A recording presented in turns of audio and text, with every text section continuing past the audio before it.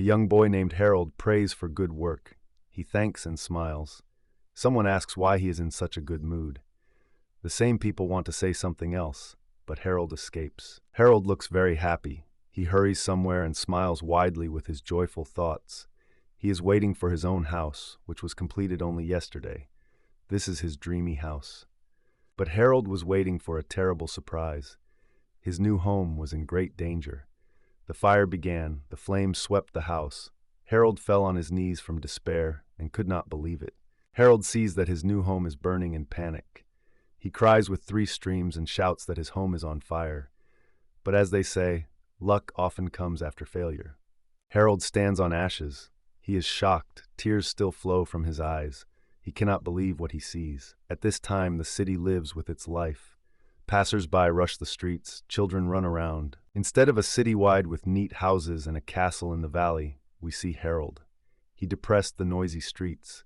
After the events, he moves slowly and looks around. Harold is still shocked. Harold stopped on the street among the crowd. He looks gloomily at the people ahead. A recently cheerful Harold has become sad. It seems to him that everything is over. He doesn't care what happens next. Harold is surprised why it happened. Yesterday, when he returned from work, the fire had already begun. So it was not his fault. Harold knows the reason and does not understand whether it was arson. Harold, exhausted, thinks that if the house still burns, it would be better in another place. 2 guys attract his attention. One asks the other whether it is a magical sword. Harold listens silently as a guy with a charming sword boasts the interlocutor who goes to the middle-level dungeon to make money. The interlocutor was surprised. He could not believe heard. Harold, as if in the fog, continues to think. He heard nothing. You can make money in the maze, but he is indifferent because he has no skill, sword, or magic. His strength and mind are ordinary. Harold remembers how he worked hard for 25 years because he knew exactly what he wanted. He clenched his hand into his fist and seems to have decided something for himself. Harold raises his head to the gloomy sky and sighs hard. He says aloud, he wants money. He is sure that if he had enough money, everything would not be so bad. Recalling money, Harold sighs thoughtfully and asks himself how much he has in the account. Going to the bank, Harold goes to the specialist, and the girl on the rack calmly says that his balance is 15 million. Harold is sadly looking at the bank statement. He thinks that 15 million is the monthly salary of a simple employee. This is how his present state looks.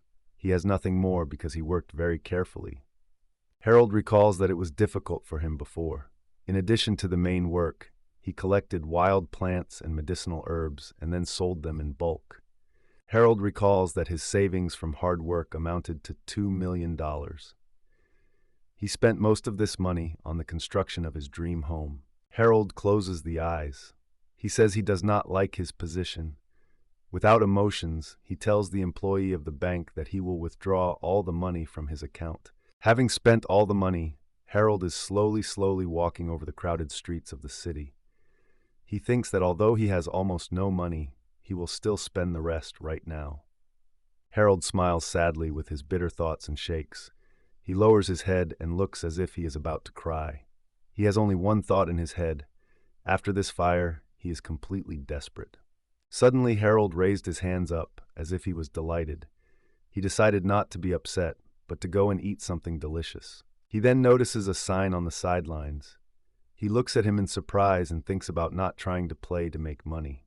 But it turned out that the inscription that attracted Harold's attention means not the game, but the venue of the slave auction. Harold continues to stand and thinks what to do. Finally, Harold understood the content of the inscription on the plate near which he stood. He was surprised what was written there. Even here he heard about slaves, but such auctions were rare. The auctionist notices that Harold stands on the threshold and thought. He approaches Harold, welcome, and says it is a good place. Then he asks if Harold will participate in the auction. Harold is confused and does not know what to answer. When Harold heard the proposal of the head of the auction, he was worried. He leaned back, waved his hands, and quickly denied. Harold said, servuli, that he had no money to buy a slave at the auction. Harold immediately thought that a slave is a luxury item that costs at least 200 million. Harold is very surprised that the manager offered him this, because he is not wealthy. The auctionist spread his hands, as if he were surprised by Harold's words. He asks not to speak so because the price of some lots begins with 1 million. If lucky, the agreement may be profitable for him. Harold automatically asks the auction manager whether the price of the lot will increase in this case. He waves his finger and cunningly answers that it all depends on whether Harold will have competitors on this lot. The manager continues and says Harold that sometimes it all depends on the initial price. If the price is too low, it has a bad effect on the organizers. But this is what makes his work interesting. The auctioneer again asks Harold to say something and joyfully reports that everything will be fine, even if Harold just goes to look and buy nothing. Harold seems to be distracted from his worries. He got stuck and thought that it would be interesting to look. It does not matter if he will buy something. The main thing is interesting. Harold carefully asks the manager whether to pay for the entrance. The auction manager is very glad that Harold has become interested. He claps him friendly on his shoulder and says, "You don't have to pay." Then he invites him inside. Visitors see the space of the hall with the rise for the stage. On one side of the scene hang heavy curtains. Different people, men and women, sit around. Harold finally goes in the door and looks around. He is a little confused and surprised that he was here, but he immediately understands. It is a hall with people and a scene in the middle where the auction will pass. Harold goes in the door, fades away from surprise, and tries to understand where he got and what is going on in the hall. He stands and inspects, not knowing how to behave next. Suddenly, Harold noticed one vacancy among the crowd. It was the last place. Looking in surprise, he sat down and realized that the manager called him. The lack of places is exacerbated by the spirit of rivalry. Harold looks in surprise. He hears the voice of the auction manager who turns to the audience. The manager thanks everyone for the auction. The manager bowed and said that this group is traveling the world, looking for interesting lots and putting them on auction. He assured that everyone would like something. Harold sits in his chair away from the stage. He listens to a talkative manager who tells about the details of the auction. Harold automatically thinks that this manager is a traveler. Harold for a moment swept sad memories of recent events. He smiles sadly and thinks, if his expensive house burned down, why not go on a trip for adventures and money? The manager continues to talk about the auction. He reports that after the presentation of the light, will start to accept cash rates from those who want to buy it. The auctionist politely bowed to the public and winked. He reported that the right to buy a lot will be obtained by the one who will raise his hand first and offer the highest amount.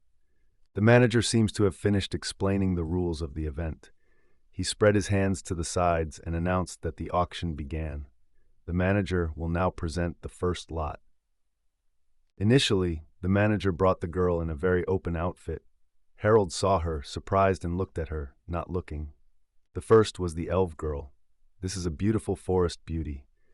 The manager explains to the surprised viewers, elves are rare in big cities, so it is really special. Harold forgot everything. He opened his mouth in surprise and looks at the elfian on stage. He cannot understand how such a girl got to this auction. The manager tells about her advantages. She is very beautiful, possesses magic, and knows the ancient elven. Neither the aristocrat, nor the merchant, nor the hero will find the other as her. The auctionist completes the description of the lot. He winks slightly and welcomes guests. Then he announces the starting price, 200 million. Harold, when he heard this amount, looks at him with shock. Visitors near the stage scream their bids loudly, trying to surpass others. There are 300 million amounts, then 580 million. Someone puts 1 billion, and someone already offers 2 billion, 900 million per lot. Harold looks shocked. He hears the auction participants already offer 6,230 million, then 6,330 million. The manager specifies loudly if someone will give more. The manager examines the auction participants and says loudly that no one else is betting. This means that the lot is sold for 6,330,000. The servant announces the winner of a man who smiles happily in armor. The auction continues. The manager does not stop. Harold considers it incredible. It is really beautiful and unusual, but Harold does not see special value in it. The auction lasted. People around Harold shouted and offered 150 million, then 300 million, then 400 million, then 500 million, and eventually 800 million. Harold listens tiredly to the manager screaming. Visitors diverged, repeat his words. The amounts become very large immediately, and so the roof will go. The manager informs loudly that the last lot will now take place. Harold was glad to find out that the manager shows the last lot. He thought everything was over. But suddenly, Harold was surprised because the last lot was very unusual. Everyone was surprised because the latter, whom the manager brought, was a dark elf. The manager, inspired by the success of the event, asks loudly whether there are those who want. Meanwhile, the dark elfish stood indifferently and listened to how it was represented by the manager. She was silent and did not look at those present in the hall. She was probably not interested in what was happening. People who just participated in the auction were silent. On their faces mixed astonishment, shock, and fear. When the first shock passed, the people in the hall began to talk anxiously with each other. They asked if it was really a dark elf. Contact with such a creature is believed to cost life. The manager was already preparing to hear the joyful hum of the crowd. She was very surprised when she heard she was talking about her. People in the hall are still dissatisfied. Harold thinks that elves have long been opposed to others. He understands the fear of these people because the dark elves bring misery to all who face them. Harold remembers from childhood that many children's tales and teaching methods are based on the myth of dark elves. In his country, there is a known legend that dark elves bring dishonest children. Harold is inspected and thinks that dark elves are even rare than usual, but few people know about it. People in the hall continue to discuss terrible stories about those who have contacted dark elves. The victorious is very concerned.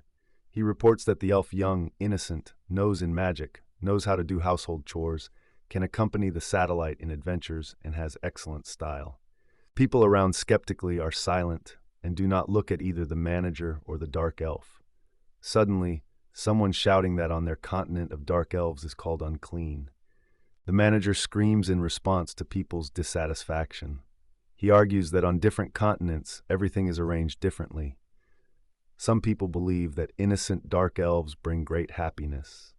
Harold looks as the manager praises the dark elf before everyone. He thinks it looks like a lot. He may have been waiting for this elf to make a strong impression. Harold looks at the steward and reflects. He decided that the steward apparently from another continent and did not know local rumors. He seems to have greatly underestimated the dislike of the dark elves among the inhabitants of the Northeast. The auctioneer was even more exacerbated. He realized that he made a mistake, but not silent. "Red," he exclaimed to the hall with excellent service, and the starting price of the lot, only 15 million. Hearing the touching words of the auctioneer, Harold is surprised again. He gladly looks at him and thinks that for the auctioneer it is a subject of pride. Apparently he lives due to such auctions. Suddenly, Harold understands everything. He automatically repeats the amount that the manager has just announced the entire hall. This amount is only 15 million. The auctionist is intensely waiting for the reaction from those present. The hall is in tense silence. The auctionist asks loudly whether no one is interested in his generous offer. Auctioneer in shock. He froze, in surprise, twisting his face because no one agreed to his proposal. Suddenly someone raised his hand and quietly offered 15 million. All people in the hall were amazed. They looked at the one who dared to agree with the proposal of the manager. It was Harold, who was sitting on the edge. The crowd froze for a moment and then began to make noise. Harold sat quietly with his hand raised.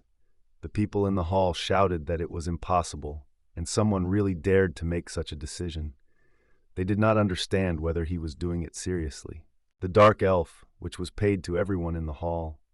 He was carefully praised by the manager, but the people in the hall treated him with disgust. Harold pretends not to notice the reactions of people around. He looks carefully at the manager. He thinks that it is no accident that he has 15 million, but he only came to look. Harold holds his hand raised and mentally tells himself that she does not feel hostile to her. He also believes that not one of those people who believe rumors of strangers. Harold suddenly got bored. He is convinced that even if all the rumors about the dark elf are true, he is already losing nothing. The manager hears that someone in the hall agreed to the announced amount. He waves his hand's joy to attract the attention of others. The manager repeats the amount and urges everyone to participate, because there will be no more. But despite all the efforts of the manager, people in the hall still look at each other with condemnation and even fear. They do not dare to contradict generally accepted opinions. Manager in full despair. He closes his eyes and states loudly, "Since the pond is gone, the lot reaches Harold for 15 million. All present are shocked by this ad. The manager counts the money and says he has received 15 million. He reports Harold that it is a very profitable purchase, a rare lot for 15 million. In Western countries, it would cost 16 billion. Harold asked if the manager would cancel the agreement. He denies that the main thing in his case is trust. This time, the auction was successful. The indicators are very high, and it made a lot of money. He is now ready to convey his acquisition of Harold. The servant politely asks Harold to drop a little blood on a special collar. Later, this collar will need to be worn on his dark elf. Harold asks the steward what he needs to do, whether his blood really needs. The steward confirms. This is necessary for a print procedure that shows that the dark elf is now under control. The manager explains that this accessory will allow you to take a shot of Harold as a gentleman. If he touches his finger, a needle and a thumb will appear to take a drop of blood for the procedure. Only Harold can remove him from the elf. Harold is very worried, but follows the manager's instructions. He puts on a special collar on the neck of the dark elf, fixing himself as a master.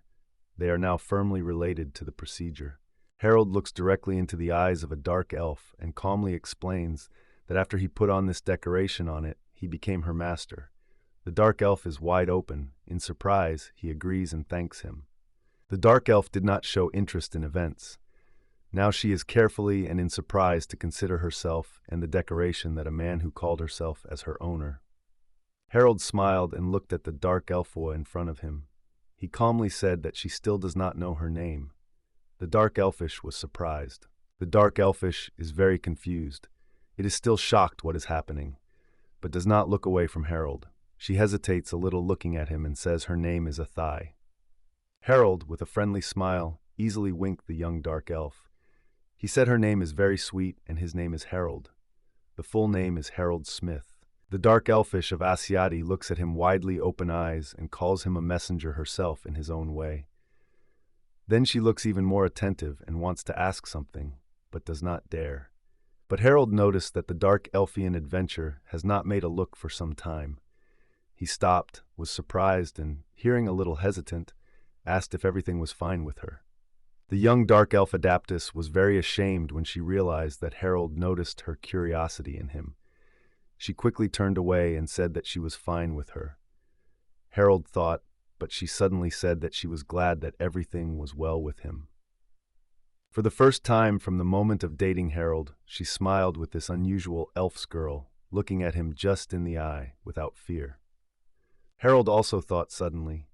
He realized that, despite the fire of his dreamy dwelling yesterday and the loss of all property, everything is not so bad. His life has changed sharply. He unexpectedly gained a young companion, a dark elfa of Azanta. It is still associated with an imprint procedure. Harold suddenly laid his hands on the shoulders of a surprised dark elfian Aveti. He threw a dark hooded cloak on her shoulders. The cloak hid her unusual appearance from outsiders. Fadi raised her hands, defending and covering her ears. She didn't want to be seen. Then she realized that Harold had already hid her ears, throwing her hood. Harold smiled and agreed with her words. Suddenly, Harold and Avenatti looked ahead. They already left the room where there was an auction and stood on the city street. Harold and Avenatti saw a man in armor with a smug smile. He proudly waved people around. Near him was a very beautiful Elfian with a gloomy face. There was dissatisfaction on the face of a beautiful Elfian, which went next to a self-confident knight after the auction. It seemed something she saw on the street upset her even more. Asanti went with Harold past her husband in armor and his elfin. She turned dissatisfied so as not to cross the views. The Elfian also turned away when she saw Aswanti and Harold. Seeing a German question in the eyes of Gerald, which was very surprised, was in a hurry to explain. She said it was nothing. Just dark elves do not get along with the usual elves, so this situation has arisen. Harold looked thoughtfully at Asanati, who was confused with the cloak. He thought that the case could be in the personal, or this dislike applies to the entire race of dark elves. But that's not all. Harold thought about more serious things. His face shows how difficult it is for him. He does not know what to do next. Now he really wants home, but it is impossible. The Avin was distracted from the thoughts of meeting with a simple elf on a busy street and looked closely at Harold. He uncertainly tries to explain where he lives, and something is muddy. Harold is aware of Avnoata, that he cannot invite her home because his house burned down. He spent the last money at the auction where he met her. Therefore, they cannot stop at the hotel. Suddenly, Harold was sleeping with the idea. He happily reports Eddie that he remembered the old abandoned hut at the foot of the mountain where no one lives. He proposes to spend the night with Eddie's dark elfish. Abkanani listens carefully to Harold's confused explanations about the situation. She says there is nothing wrong with that. She looks at him and continues to wrap in his cloak, which he gave her in the city. Harold suddenly stopped as if he realized something. He looks carefully at the simple but too open clothing of the dark Elpheus Azanide, and because of this, it becomes embarrassing.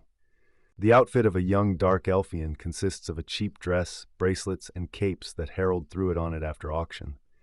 Asadi simply and sincerely asks Harold. Now Harold is ashamed. He realized that he had detained the review. He quickly took his eyes off her body and said everything was fine. But I thought that she should buy ordinary clothes. Young Avity looks at her clothes in surprise. She carefully touches the dress and evaluates that she is dressed. After a short pause, she tells Harold that she thinks no need to buy her new clothes. Remembering his situation, Harold laughs nervously and explains Eben Tai that he has no money. But it adds that everything will be fine and he will definitely come up with something. Harold suddenly fell silent. He is amazed at what he just told the dark elf in front of him. Did he really convince her that all was well and even promise to invent something? Having come, Harold is especially smiling at her behavior before the dark elf Ahanta, who he accidentally met at auction. He thinks about everything that is happening. Harold smiles and thinks that, despite the loss of home, his life has improved a little. He is surprised that he has already begun to recover after the tragedy. He says it would be good to know what Avati wants. The dark elf Isanti listened carefully to her Hel-An. She calmly answered that there was no need now, but in the future she will really need weapons and armor. Hearing this, Harold was silent and looked at her.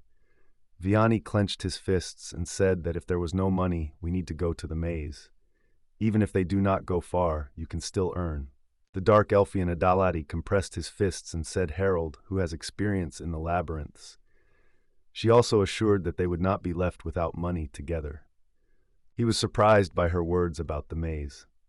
Harold mentioned that the steward said, "The dark elfka has magic and has experience in labyrinths." He remembered how two guys discussed that money could be made at the average level of the maze. Slightly discontinuing, Venati says that she is already clear. The dark elves are not quite appropriate here. Therefore, she assumed that working on Mr. Harold in this place would be difficult for her. Avenatti sharply turns around and asks Mr. Harold to monitor her actions. It quickly leans and confidently selects a stone of the right size from the ground. Harriet is silent. The little dark elfka Acantha cleverly swung and threw a stone into the sky. The stone knocked down a bird flying past. The young dark elf knocked down the bird, and he fell right at Harold's feet. Harold was very impressed. He could not say a word.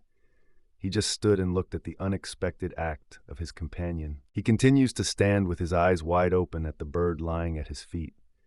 Harold finally asks whether his companion jokes, which in his opinion has such impressive skills. The dark elf is worried. She was uncomfortable, so she caught only one bird. If she had a weapon, such as a bow, she would catch at least 3 birds at a time. Harold thinks that he learns a little more about magic, and Asananti will be able to survive in the maze. He advises her to start training. Even if she is confident in herself, it is dangerous there. If it becomes difficult, you need to return, because the main thing is to survive. Harold says he does not want to suffer, so he is asked to be careful. In response, the embarrassed Adisanti smiles and says that Harold herself should not worry. It will definitely protect it. They finished the conversation and went on the road. Following her to the forest house, Harold is amazed with a smile. He first sees how a dark elf named Atanta smiles. Suddenly, Harold was surprised. He wondered what she meant, promising to protect him. Will he also have to go to the maze and fight there with a dark elf? When Harold finally comes to a small hut among the trees at the foot of the mountain, he says Elf Aganati that no one is living here now. However, the hut is very clean both outside and inside. It turned out that Harold looked after this hut and sometimes came here. He told the surprised Autonad that this hut was once useful. Here he collected wild herbs and plants for sale. The dark elfish of Avanit listens to Harold and squeezes his fists. She seriously says she will cook food for everyone. The hut has utensils and stove, so Harold agrees with its proposal. Tired of emotions and events of the day, the dark elfke folded with a cake near the stove and fell asleep after eating. She was exhausted by all who survived this hard day for both. Harold smiles happy, watching how calm she snot. Carefully takes a blanket and covers the sleeping young Elfian, with which he was combined with strange events of this day. Suddenly, the dark elf for the adventure shuddered and woke up instantly. Her dream was very responsive. She looked at Harold, who approached her. It also embarrassed him. Harold is worried. The dark Elfian Aviana smiles guilty and asks if everything is fine. He then explains that he was not going to do anything. He just brought a blanket to cover it. The dark Elfua has frozen surprise. She is confused by Mr. Harold for his care. At first, she was scared because of possible events. When the dark elf, the Advent, realized that all is well and Harold just cares about her, she fell asleep again, covered with a blanket. Harold smiles as she looks at her and says she seems to fall asleep again. Harold looks at the sleeping dark elf for Anati near the stove. He thinks she is still afraid of attack. If so, he should be especially careful. Harold gently removes the hair strand from the face of a firmly sleeping dark elfius Astati. He thinks she is still afraid of touch. He also believes that as a servant, she should be partially ready for it. Harold looks at the calm face of the sleeping young dark elfa named Ivane. Her bangs closes part of the face. On her neck, she has the same accessory as Harold. It connects them together. Harold looked at the sleeping elf's face for a long time and became entangled in his feelings. He shuddered, twisted, and scooted his hair, as if trying to chase obsessive thoughts about the dark elf. A sound is heard above the trees. It looks like a thud of many armored legs. The noise becomes louder. Hearing this, the dark elf Azanati woke up. Harold tensed. The detachment of armed soldiers moves the forest in an unknown direction. Their hum and thud frightened birds and animals. Avpanti and Harold, which are still in the forest hut, are also anxious. Harold came out and decided to see that the noise. He hid among the trees and watched people quietly. It was a detachment of imperial soldiers. Harold had heard nothing earlier. He does not know what is happening in the east. When Avanit woke up, Harold told everyone what they saw in the forest.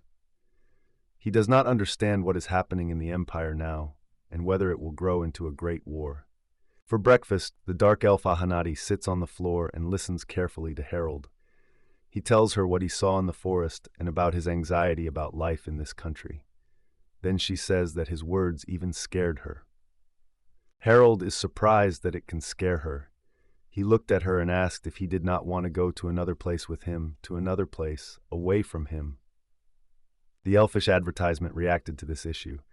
She carefully clarifies whether Harold is sure that it is possible. Harold smiles with pleasure. He is sure. He says all is well, but you need to make money for a journey. Harold again asks the dark elfian Avaniati whether there is a place where she wants to go. The elfish of the Avanati closed her eyes and thought about the answer. She was silent for a few minutes. She suddenly leaned a little, looked at Harold, and said that if possible, she really wanted to go south of the continent, just to the canyon Astartic. Harold replied that in this case they would go there. He believes that it is most advantageous to get a vapor. If he wants to make money in the maze, he needs a row, but he has only a spear of the late father. The dark elf of the Avalani looks carefully at Harold and asks if he is not interested in finding out what is there. He shakes his eyes. Yes, now that she remembered it, he agrees. He is really interested in finding out what is in the maze. Looking at the elven Asamata, Harold decided something for himself. He carefully sat next to her on the floor. It was surprised by Asamata. Harold calmly said that she is now his maid. She thought a little, but agreed with it. Herod suddenly stroked Anadi's dark elfine on his cheek. She blushed. He said she couldn't go so much. Gerard gently took Anadi for his chin and stated that he would not let her go. After these words, Harold came up and gently kissed a lost dark elfius Efnatia. Then he was ashamed, stood up sharply, clapped his hair and said that she should say everything she thinks because she is very important to him. The dark elf Adimadi was confused for what happened and froze for a few seconds. Then she went through different emotions, and the feelings from Harold's kiss became noticeable for everyone. Harold is also confused and muddy, and Avanit tries to gather thoughts and say something. She becomes very red and asks whether his words mean that she is important and more not just a maid. Harold decided to remain silent and stands with his back to the Avhathi Elfski. She also does not look at him, sits and comprehends what has just happened between her and Mr. Harold. The young dark Elfka Abkinadi feels embarrassment, admiration, or shame. She looks away, but she clearly remembers what has just happened and tries to pick up words to express her feelings. Finally, the dark elf Akai gathered thoughts. It is embarrassed and red, touches your lips. He quietly tells himself that it was her first kiss. Harold went to the city to make money for training. Standing at the door of a familiar shop, he feels shame. Despite despair, he realizes that you need to get back to work. Going to the store, Harold thinks that he needs to make money to pass the maze. He wants to work a little here and leave. He very much hopes that he will not scream. The seller appears here. Both with Harold are smiling in surprise. Suddenly, the face of the shopkeeper who left the room became like a terrible mask. Harold saw these changes, was very frightened, and began to pray to the gods. But suddenly, instead of strictly quarreling Harold, the shopkeeper cursed and rushed to him with hugs and joyful exclamations that he was really Harold and that he is alive. The shopkeeper began to complain that it was impossible to come suddenly without warning. He remembered that he felt something wrong and went to Harold's new house, but he had already burned. When the seller calmed down, he sat in the utility room and calmly rethinked everything that happened to him in the last days. He then thoughtfully said that he now understood everything. After all heard, the shopkeeper thoughtfully says that Harold was going to make a living while walking in the maze. But he does not understand why money was needed to prepare. The seller also does not understand why Harold wants to go to the southern continent again. Harold hesitates with the answer, but says it is needed. He does not explain the details and does not mention the dark elf at the auction. The seller narrowed his eyes, thought, then sighed heavily and said that Harold apparently had some circumstances that he could not talk about now. Suddenly the seller got up and went somewhere. He asked Harold to wait here and not go anywhere. Harold looks at him in surprise and agrees silently. When the seller returned, he threw a good amount of money on the table in front of Harold and said it was for him. Harold was surprised and sincerely thanked for such a generous gift. Harold is worried. He politely thanks the seller and says slightly guilty that when the teacher does good to the student, he answers the same. After all, good always returns to a person. The shopkeeper to speak seriously. He tells Harold that it is the same money he had ever put up for him. If Harold plans to leave soon, the shopkeeper believes that he should give him money now. The seller says Harolda that he worked honestly in the store for 15 years. He can take that money as a little compensation for dismissal. Harold is very moved. Tears appear in his eyes. He thanks the owner for the support. Harold itself, who returned to the hut in the woods, meets the dark Elfian Asati. Harold looks at the fried chicken with delight and praises Asati for cooking his food. Harold smiles and thanks Amadi. Then he tells the surprised elf that he made some money. Tomorrow they will buy corn weapons together. Finally, Harold hands Amadi a small gift. And Odadidi looks at Harold with surprise and admiration. It turned out to be a cute little hat. Harold explains that this hat is needed to bury his ears from other people's eyes. Or she can choose another hat. The dark elf Azaladi looks confusedly at a smiling Heli from under a new hat. She is a little surprised. She thankfully thanks for a good gift, says he likes everything, and promises to protect the hat. The next day, Gerard with the dark elf Avahadi came to the weapon store. They immediately faced the difficulty in choosing. Each model has its pros and cons. Harade does not know what to say. The dark elf Asanad and Harold carefully view the weapons on the walls and shelves of the store. There is a variety of weapons for any needs. Ahanadi, a dark elfish, carefully views the entire range in the store. She confidently says Harold, who has already chosen that she is right, despite the fact that the choice is great. Hands to hold a serious weapon with an optical sight. The Azanadi dark elf reports to its owner Harold that this type of weapon is suitable for their future trip to the maze. Azamadi, a dark elfish, stands near the counter. The seller looks at her in surprise. In her hands she has a rifle with an optical sight. She confidently says Mr. Harold, who chose this weapon.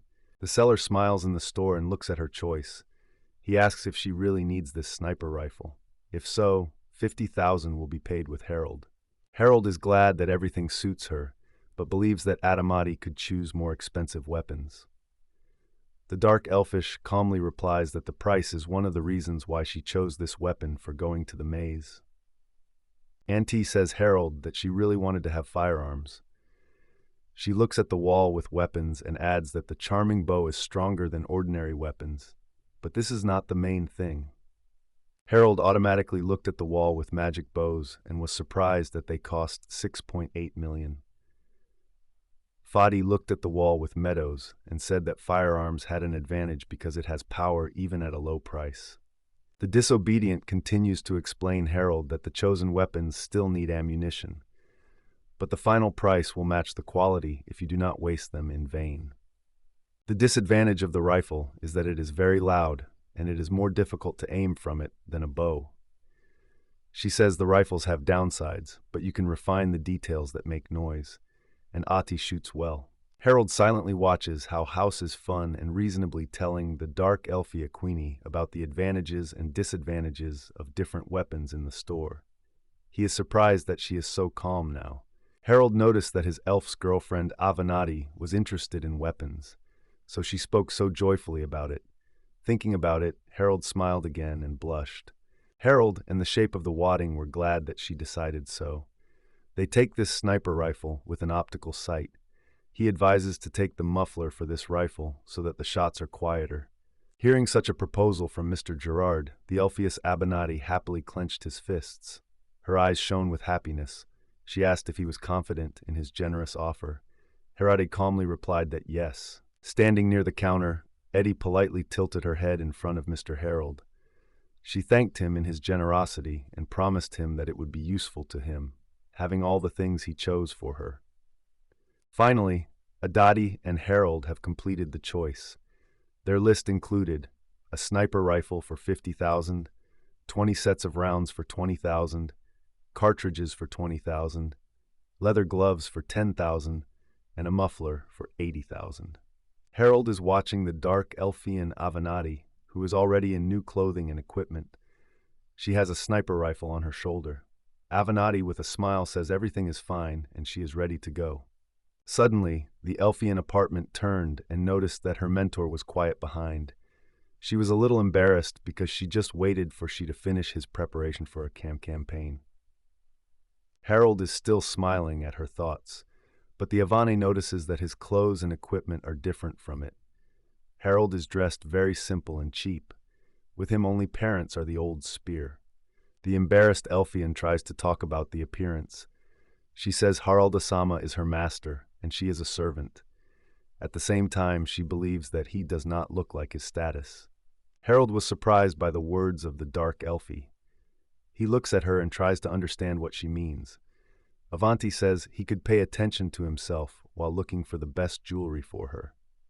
Harold finally realized that he wanted to say his elven satellite. He raised his hand as a sign of reconciliation and said that with a limited budget, it is better to first provide it with weapons and equipment, because she already has experience. He reassures Avadi and says that if money is left, he will buy something. She asks once again if he is sure. Harold thinks he is sure, but understands that all his things are just horror. Harold takes a simple weapon with both hands and tries to stand in a fight with a smile. He understands that his spear only seems sharp and dangerous. In fact, it's not. Unlike the gear equipment, its weapons can be cheap. Harold realizes that as a warrior he is weak, so he can only use a spear. But such a weapon will break quickly in the maze. In addition, Harold is not sure that he will have a chance to apply it at all. Harold stands next to Avenatti and thoughtfully tells her that the maze where they go actually controls the kingdom. This place with many monsters threatens the safety of the whole region. Harold tells further. He says Abanini, who listens closely, that the people who explore this maze sometimes become the owners of the treasures of demons who find here. Their goal is to destroy as many different monsters as possible so that they do not get out of the maze and do not threaten the quiet life of the kingdom. After Harold briefly told everything he knew about the maze and his dangers, he looks at the Advent and says that where they are going, the situation is similar. Harold thought he would like his father to tell him more about this maze, his features, and dangers that were waiting there. Harold remembers his childhood and training with a spear. He tried very hard, but his father said he was not capable. Therefore, Harold has always been convinced that maze and battle were not for him. Harold with sadness recalls that his late father lived for the sake of exploring this maze. Because of this, almost all the locals knew about him. Harold also remembers how 15 years ago his father, as always, went to the maze for research and did not return. If someone did not return from the maze, it meant that he was killed there. The purpose of his father's study is to get the deepest place of the maze. Harold would like his father to make money safer.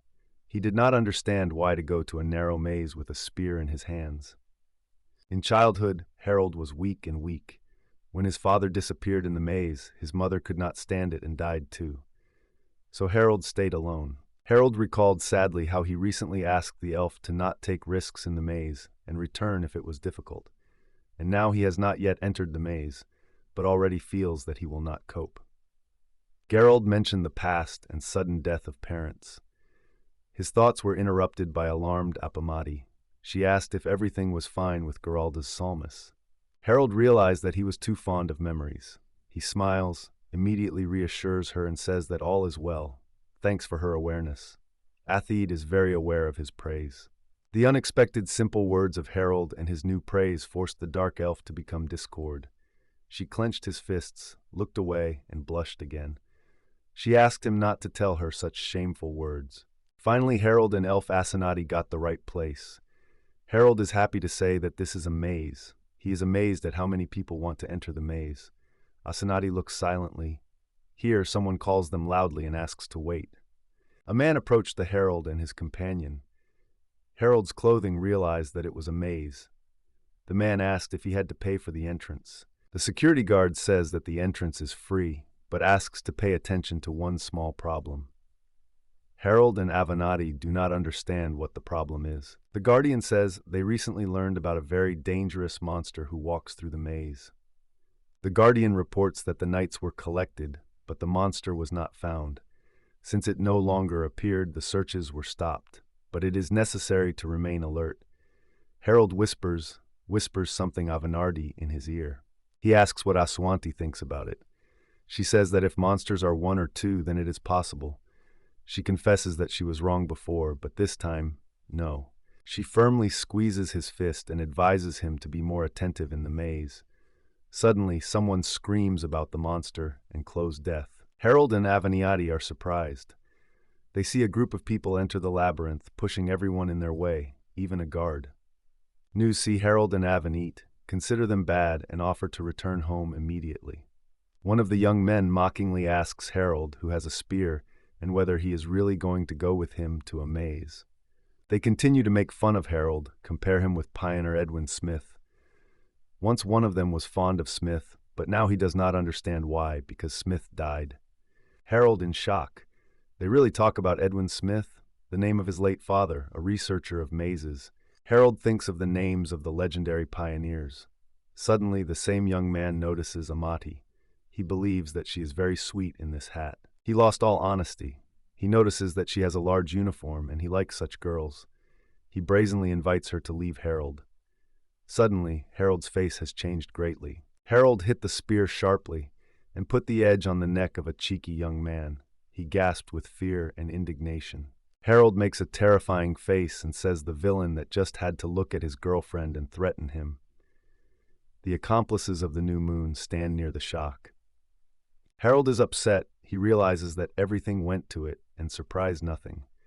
The Gopniks quickly retreat and say that it was a joke and that it is behind it. Avnoada, everything is well with it. Harold looks at Vanada with delight. She is probably surprised and did not expect such a reaction. He mentally apologizes and hopes everything will be fine. He removes the weapon from the throat of a bold man and says Amati that this time he could not remain silent. He offers her to go to the maze. She agrees. The arrogant men, whom Harold refused, are surprised to look after him.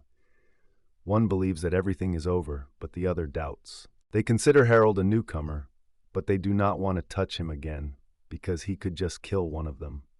Meanwhile, Harold and Avaneti go to the maze. He smiles at her and says that everything will be fine because he is nearby. They come to the maze and exclaimed enthusiastically, "There is really impressive." Harold calmly asks if it is really a maze. Harold rejoices that the floor and walls shine. Abadi says it is a maze light. She suddenly remembers something and turns to him by name to say something. Avadi is awkward. She says she was very happy then. Harold looks at her astonishment and asks. The Courant turns red and mutilates that he was surprised. He called her his wife. But Harold cannot disassemble her words. He is just glad that she is not angry. Suddenly, before the surprised eyes of Harold, Adenati sat down comfortably and made a quick, accurate shot somewhere deep into the maze.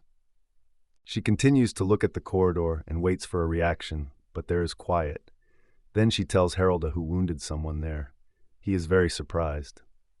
A little further along the corridor, they saw the defeated monster. She really got a blow. Harold says it is great because he didn't even notice it. Atanti is pleased with praise, although it was only a small monster. Her hearing and vision are very sharp from nature. Harold knew that she was capable, but not so. He asks if they can go further into the maze. Aventa answered the surprised Harold that she somehow got to the center of the maze, but she would not cope. Then the monster squeezed. Harold realizes that it is in mind. He asks if she had friends before. She is silent. Harold again calls her name. After a short pause, Aladian reports Harold with surprise that she had friends when she lived on the western continent. They sit at the defeated monster and talk. She says Harold that there was a group of researchers on the western continent, which consisted of only women. Avan reports that it was then part of this research group. But there was something else she doesn't want to talk about. Harold calmly tells the puzzled Avhedi, which was probably not worth asking, if she does not want to talk about it. Avani is gratefully looking at Harold. She considers him good, but now, in her opinion, it is time to tell him everything. She decided to tell him briefly about it. Then they had a leader who fell in love and gave that person most of the profit. They produced a lot, but he was not constantly lacking. One day, Abani mixed the sleeping pill. When she woke up, she was already handed over to a man who was engaged in legal business. Harold is shocked when hearing it. Addie says in a surprised herself that she has heard earlier, an innocent girl from a family of dark elves can be very valuable. Harold says he is very sorry that it happened to her. He believes that her leader has done very badly. Avati is embarrassed by his fingers. She uncertainly says that if the chief then did otherwise, some events could not happen. The Aki believes that otherwise she would not meet such a good owner as Harold Sama. Harold is surprised again. Harold is surprised. Avenatti says, if she met another person, but she was horrible, she would not like the past. Harold is impressed with her words, but cannot believe that she said it. It is painful to realize that it has passed too little time, and he does not remember himself a good master. Harold decides that he needs to become better. He will try his best. Initially, he searches the defeated monster. Amanta is looking at how Harold works. She's a little confused and says she seems to understand the feeling of her former boss. Tadia adds that if she falls in love with Harold herself, he will do everything for him too. Harold and Avadi continue to go labyrinth. Avadi shoots constantly at the monsters that appear there. Avadi wins the monsters, and Harold cut them. The skin of the monsters turned out to be heavy, and he decides to hurry home. Then Avadi calls him loudly. Avadi seriously says Harold, who approached at the door before them, and there can be treasures. Harold does not understand. Really treasures. Harold wanted to say that it was enough today, but agreed to see what the door. Then they will immediately turn back. Aganada agrees. Carotene makes magical movements with your hands, and suddenly large butterflies appear around. Harold looks at them with surprise.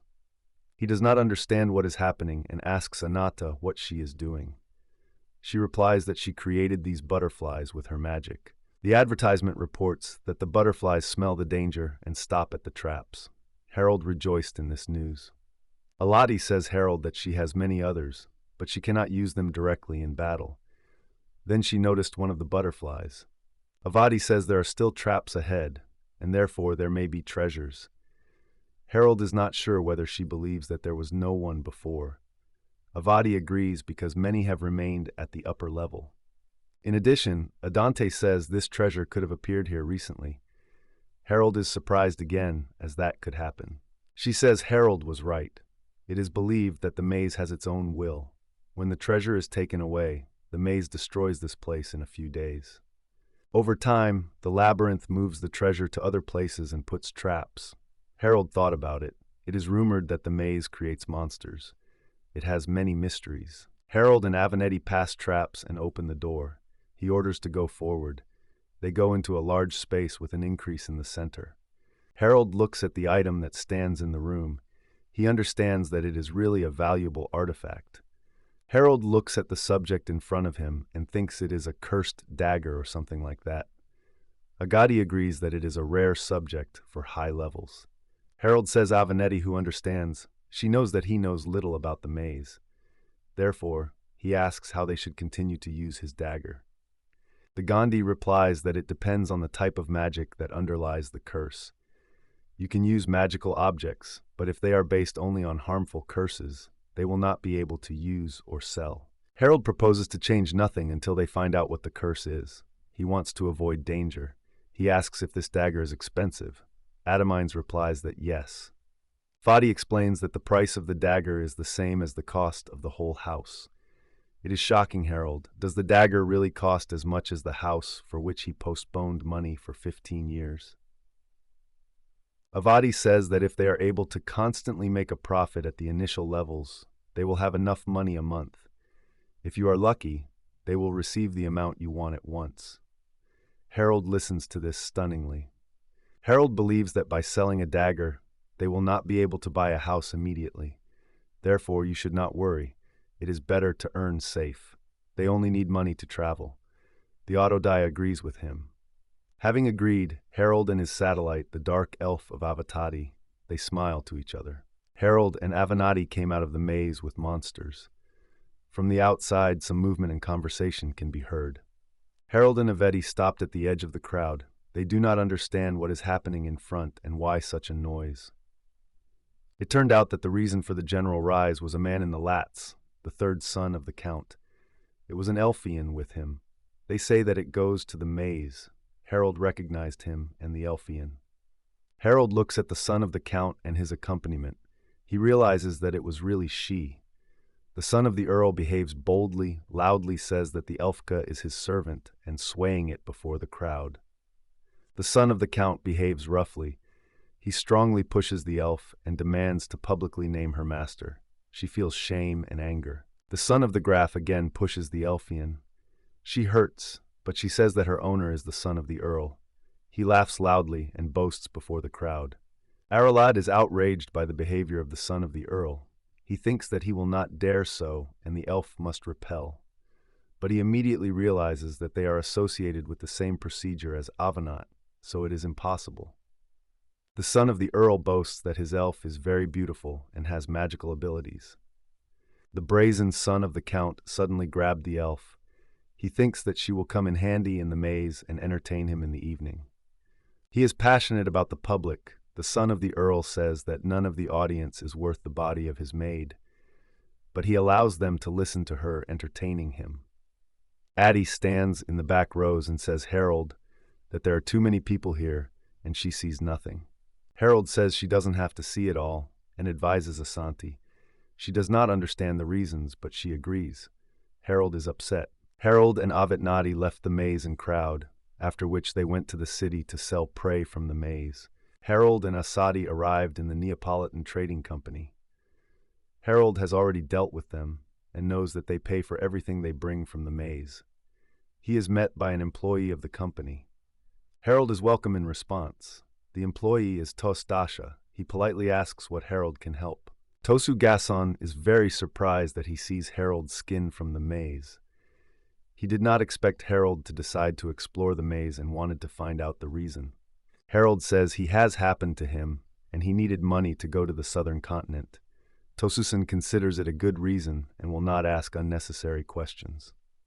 Tosan rated the skins that Harold brought, 1,500 each, together at 12,000. Harold was stunned by the herd and at such a high price. Harold is surprised that they pay almost twice as much as it is 7,000 a day.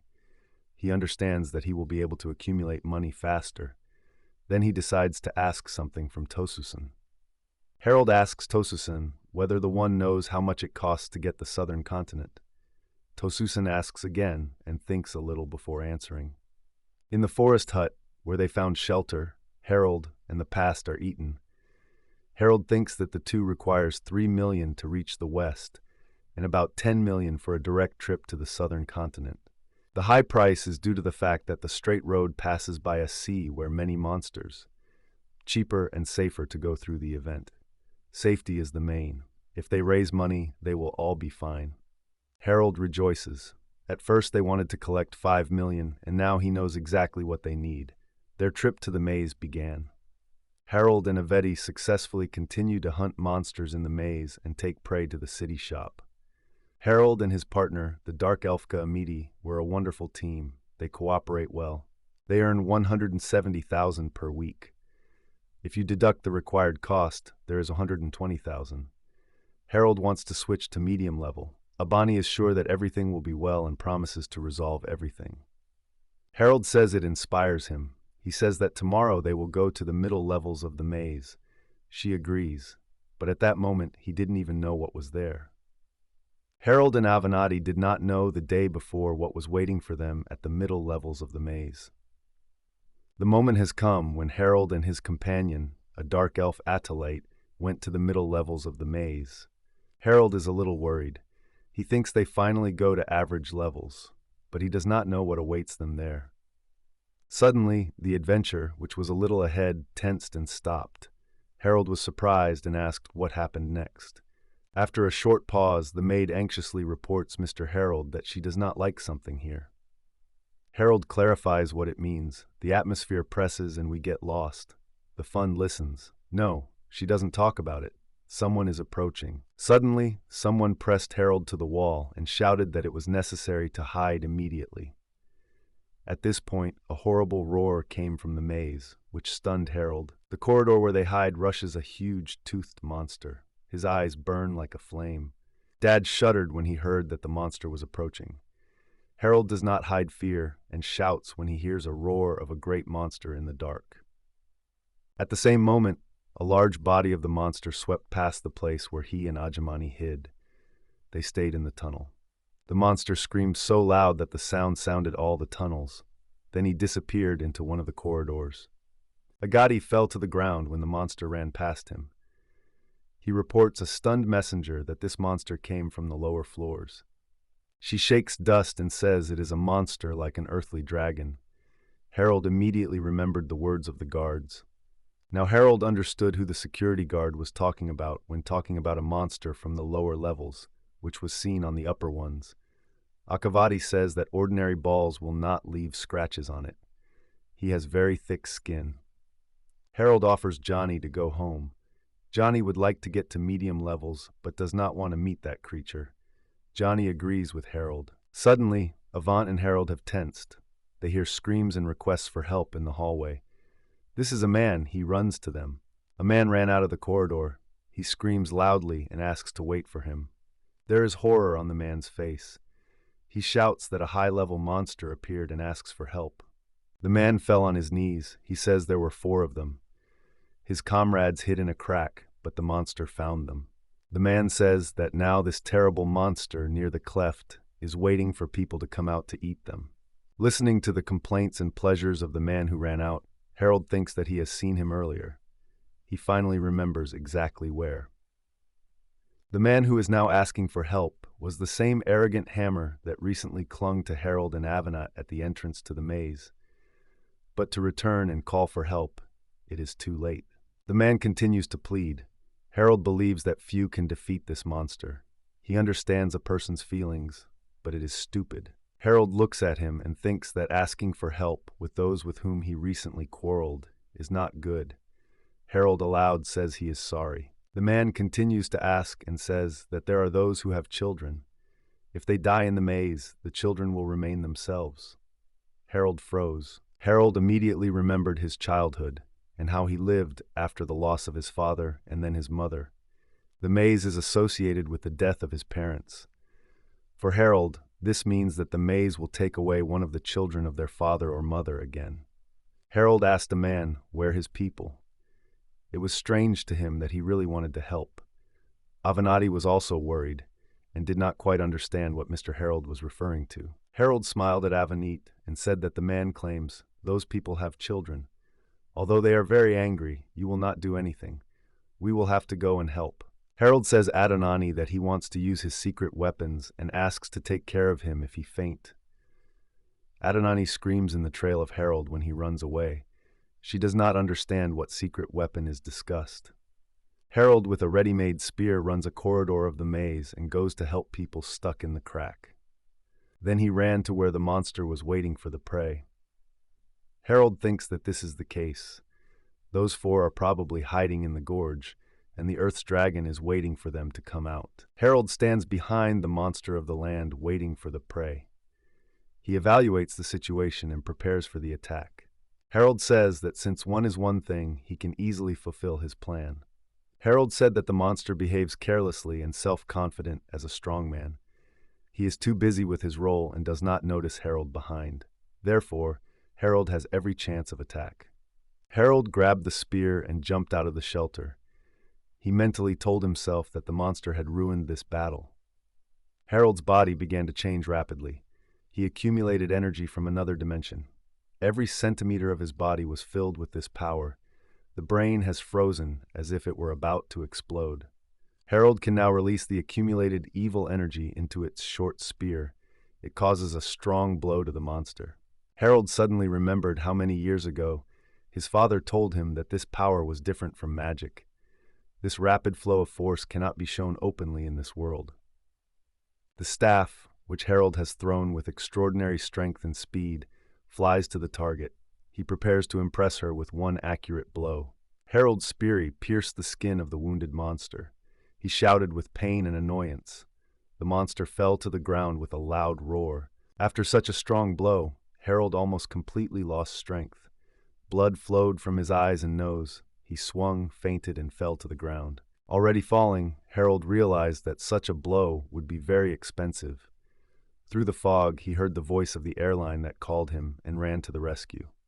Harold opened his eyes a little and felt that his head was lying on something soft. He then realized that he was lying on the knees of Aveti, who called him and asked if he woke up. Looking at Harold, who came to her senses, the girl began to cry. She said she did not understand what was happening and almost immediately followed him to the tunnel. Harold smiled at her and said that everything was well with him. Then he had a hard time rose from the tunnel floor.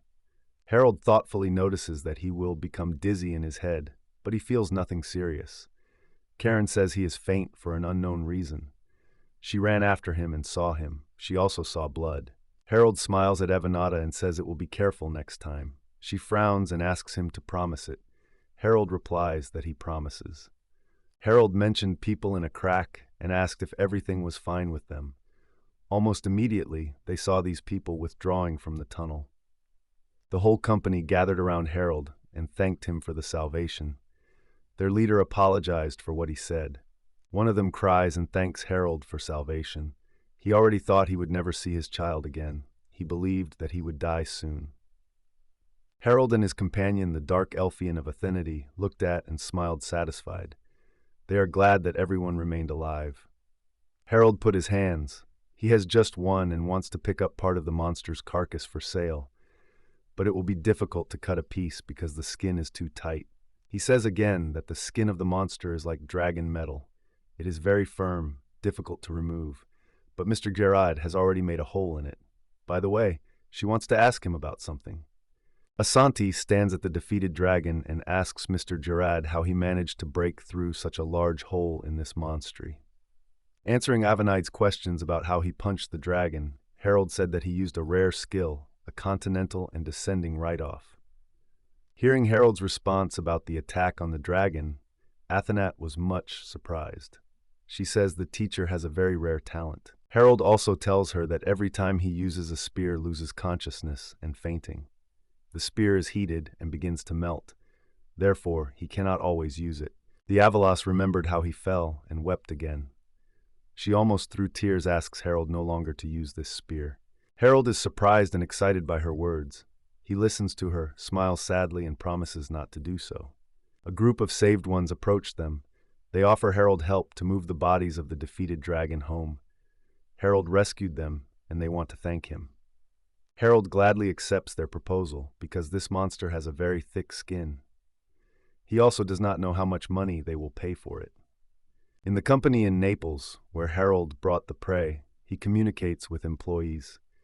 He is informed that the average purchase price for the material he brought is quite high. Harold reported that the cost of its production is exactly 13 million. Hearing this amount, Harold is almost faint from shock. Concerned, Avadi asks a stunned messenger, or everything is fine with him because his face has changed. Harold grabbed his head. He did not find words. Now he realized why so many people wanted to get into the maze for hunting. The employee asks Harold to introduce his bank data into the form because the amount of payment is large. Harold is worried but fills in the form. He did not use the spear for a long time and wounded, but received good compensation. 2 days later, Harold checked his bank account and saw that 13 million had been received. He still does not believe, but there is already money. They can now go on a trip to the southern continent. Harold returns to the hut and says Akai that is already at home.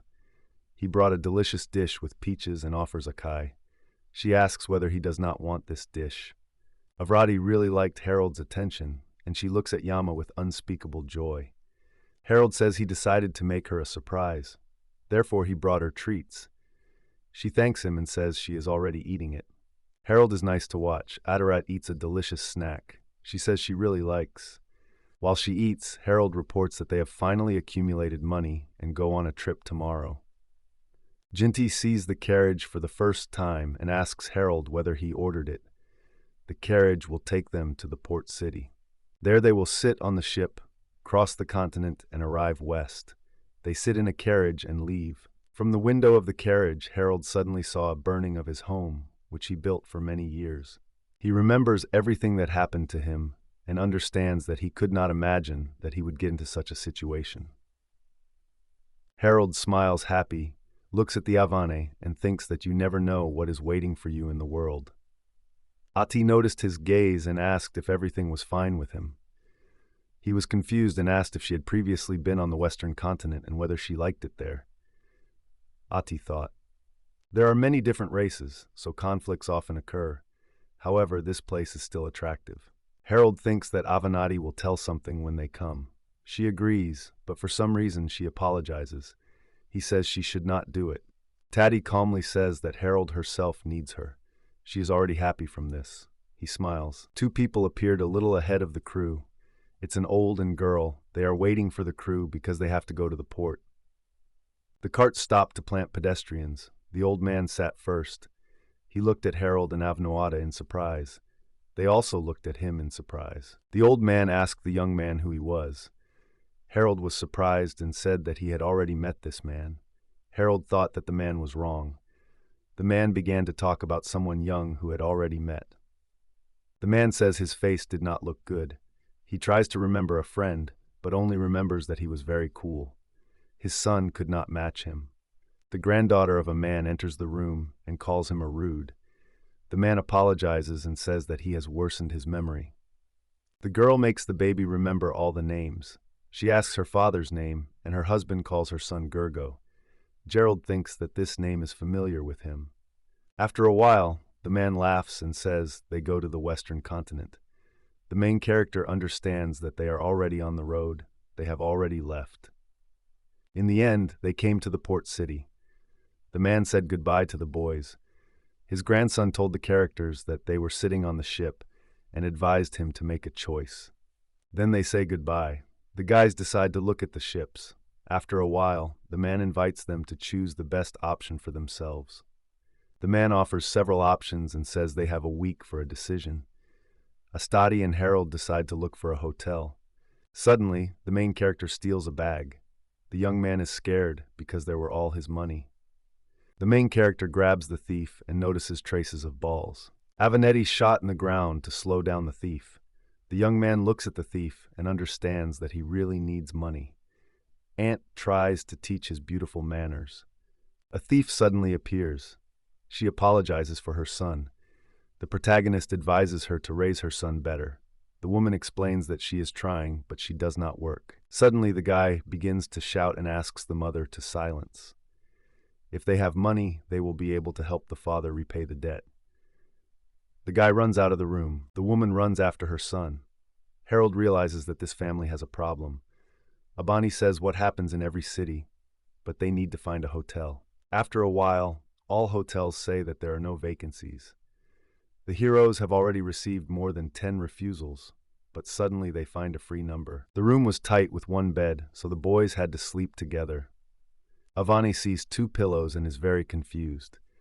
Harold does not know what to do because in the room is close. He decides to take a bath and think about everything.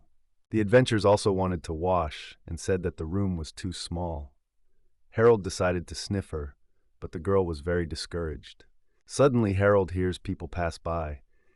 Men discuss strange rumors in the Empire and their campaign. They believe that the war will soon begin. The young man took the bath, went into the room, and lay down on the bed. He thought about how to sleep with Amanta in one bed. Aveti returns to the room and calls Mr. Gerald. The young man takes Atsa by his hand, smiles, and says that he is still not sleeping. Harold proposes that the Antayuchi discusses this issue with the ship. They have a whole week, but if you delay, all tickets will buy it. The boys decided to go the tickets the next day. Avanets go to bed, but Harold thinks she is bad. The young man also decides to go to bed and hugs Atanthi because he is her master. The boys fall asleep together. The next day, the boys buy 2 tickets for the ship. The man gives them tickets and reports that the departure will be in 5 days at noon. Then the boys come to the ship. The guy asks to show their tickets. He says they were lucky with a cabin. It is strange that no one has taken it yet. The boys go into the room and wonder.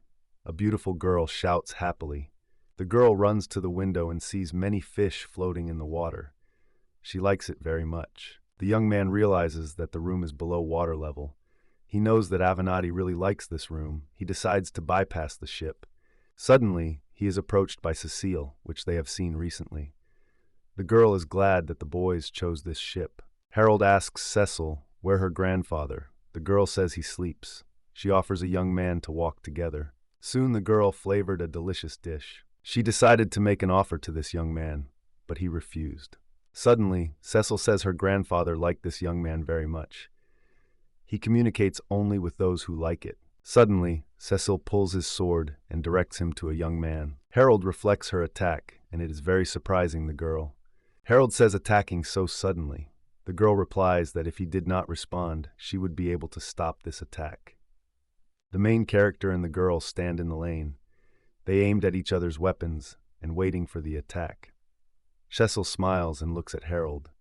She asks whether he is ready to attack because he did not evade but defend himself. The young man laughs quietly. He replies mysteriously, "Who knows?" He thinks that what happened to him was very dangerous. Harold holds the arms of the weapon with one hand and the end with the other. He looks at the girl and thinks she is very agile. Seth holds the sword in one hand and lowers it. The guy repeatedly for the girl and asks why she suddenly attacked him. The girl asks why and laughs, having fun with his reaction to the event. Cecil shows the boy with his finger and smiles wide. She says that if her grandfather liked Harold, it means that he is strong. The guy is surprised by such an answer. He opens his eyes and mouth wide, looking at the girl confusedly. The guy believes that the cause of the attack is very strange. The girl hides the sword and winks the hero. She says she just checked him and promises not to do so. The main character does not trust Cecil. He looks with reproach and asks if she promises. The girl waves her hands and confirms that he does not worry. The protagonist girl says it's time to turn and shows her hand the other way.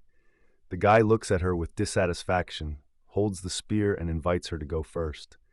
He still does not trust after the events that have happened.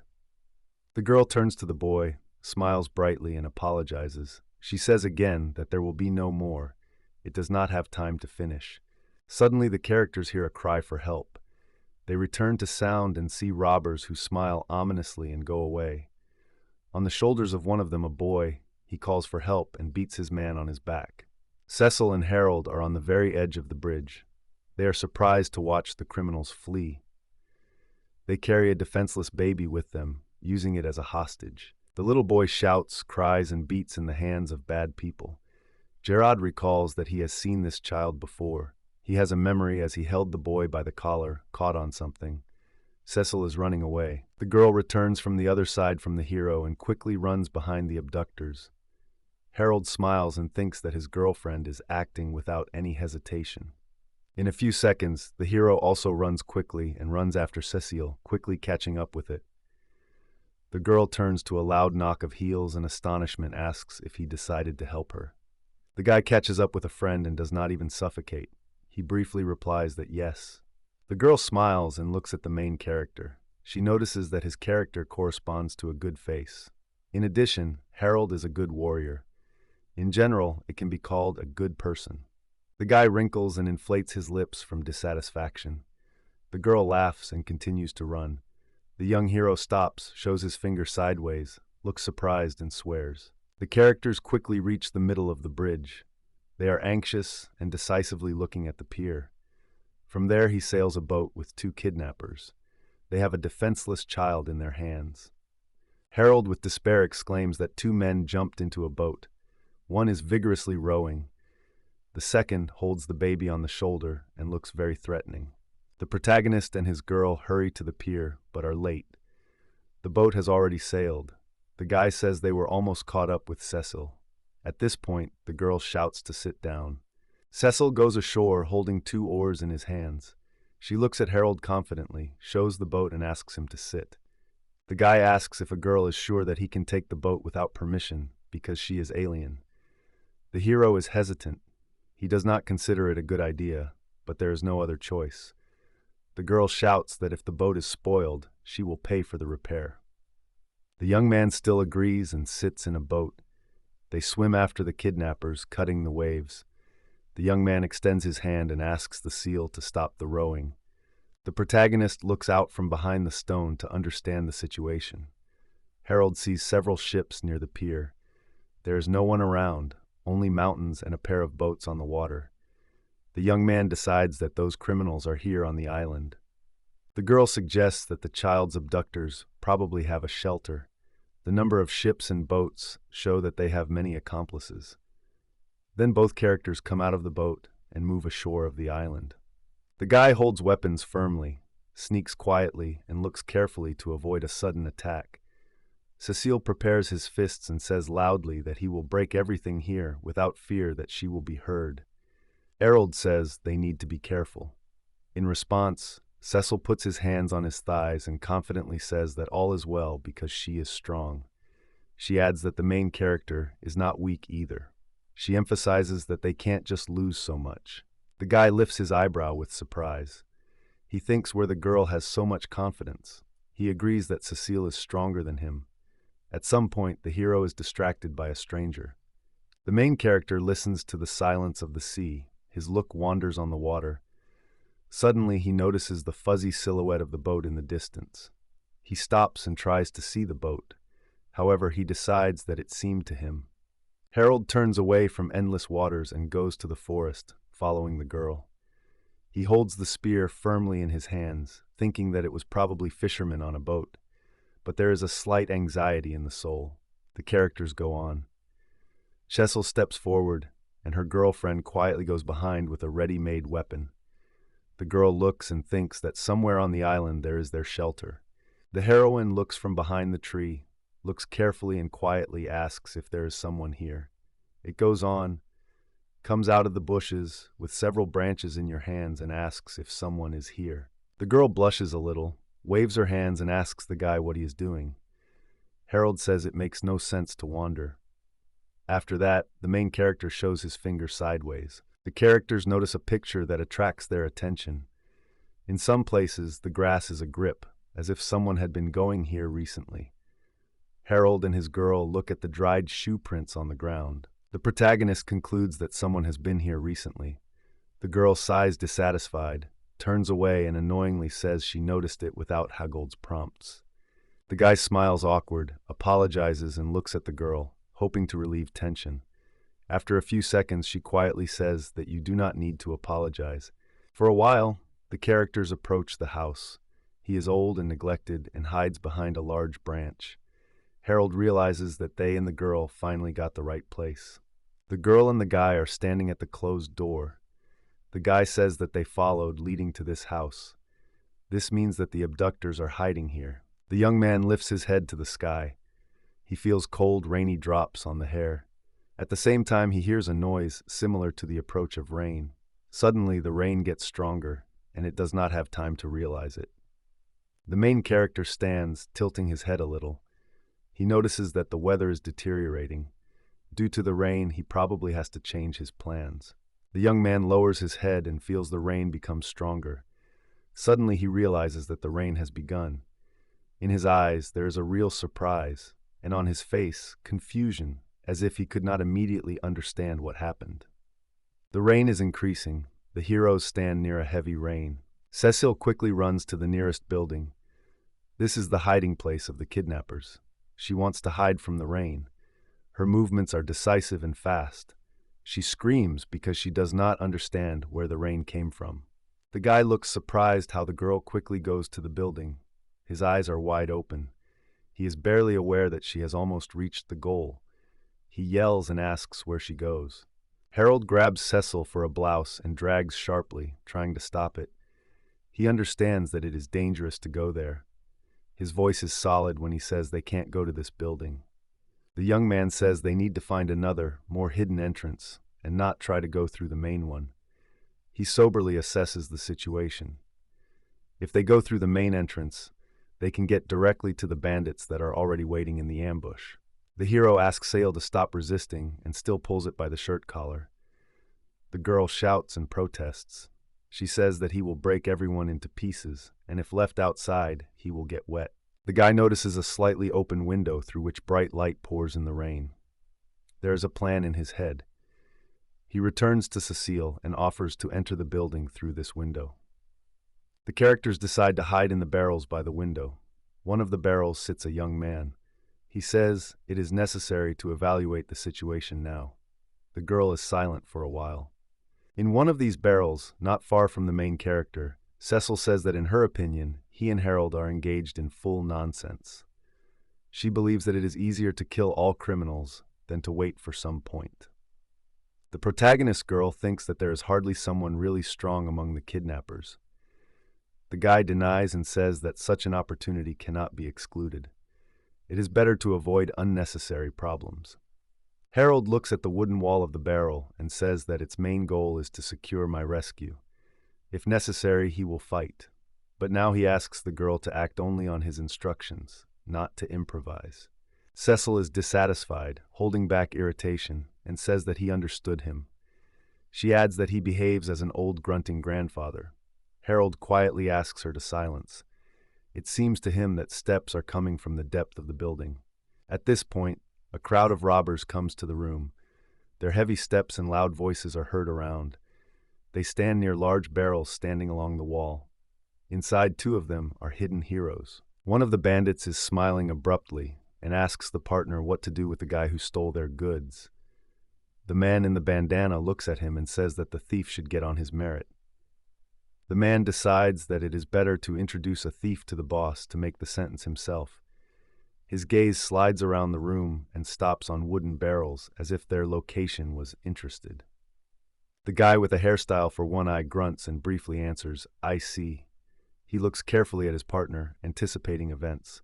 A bad smile appears on his face, and there is a focus in the eyes. Meanwhile, the protagonist hides in the barrel and hears every word from the outside. Through the noise of voices, he disassembles how a man with a gang says that their boss does not pay attention to the little things and has long lost humanity. Both kidnappers laugh loudly. The man in bandana smiles and says he is waiting for the guy's squeaky voice. The protagonist tries to understand everything that happens around. Mad seems to be the child who was abducted after the thugs of bandits. The bandit leader may be particularly cruel. One day, Harold hears excited voices from the street. Heard questions make him alert. The man begins to be nervous and tries to understand what is happening. The man in the bandana is thoughtful of the beard and asks where the spear came from. The hero notices that his weapon was sticking out of the hole punched by the edge. Cecil is frightened and afraid that they are now exposed.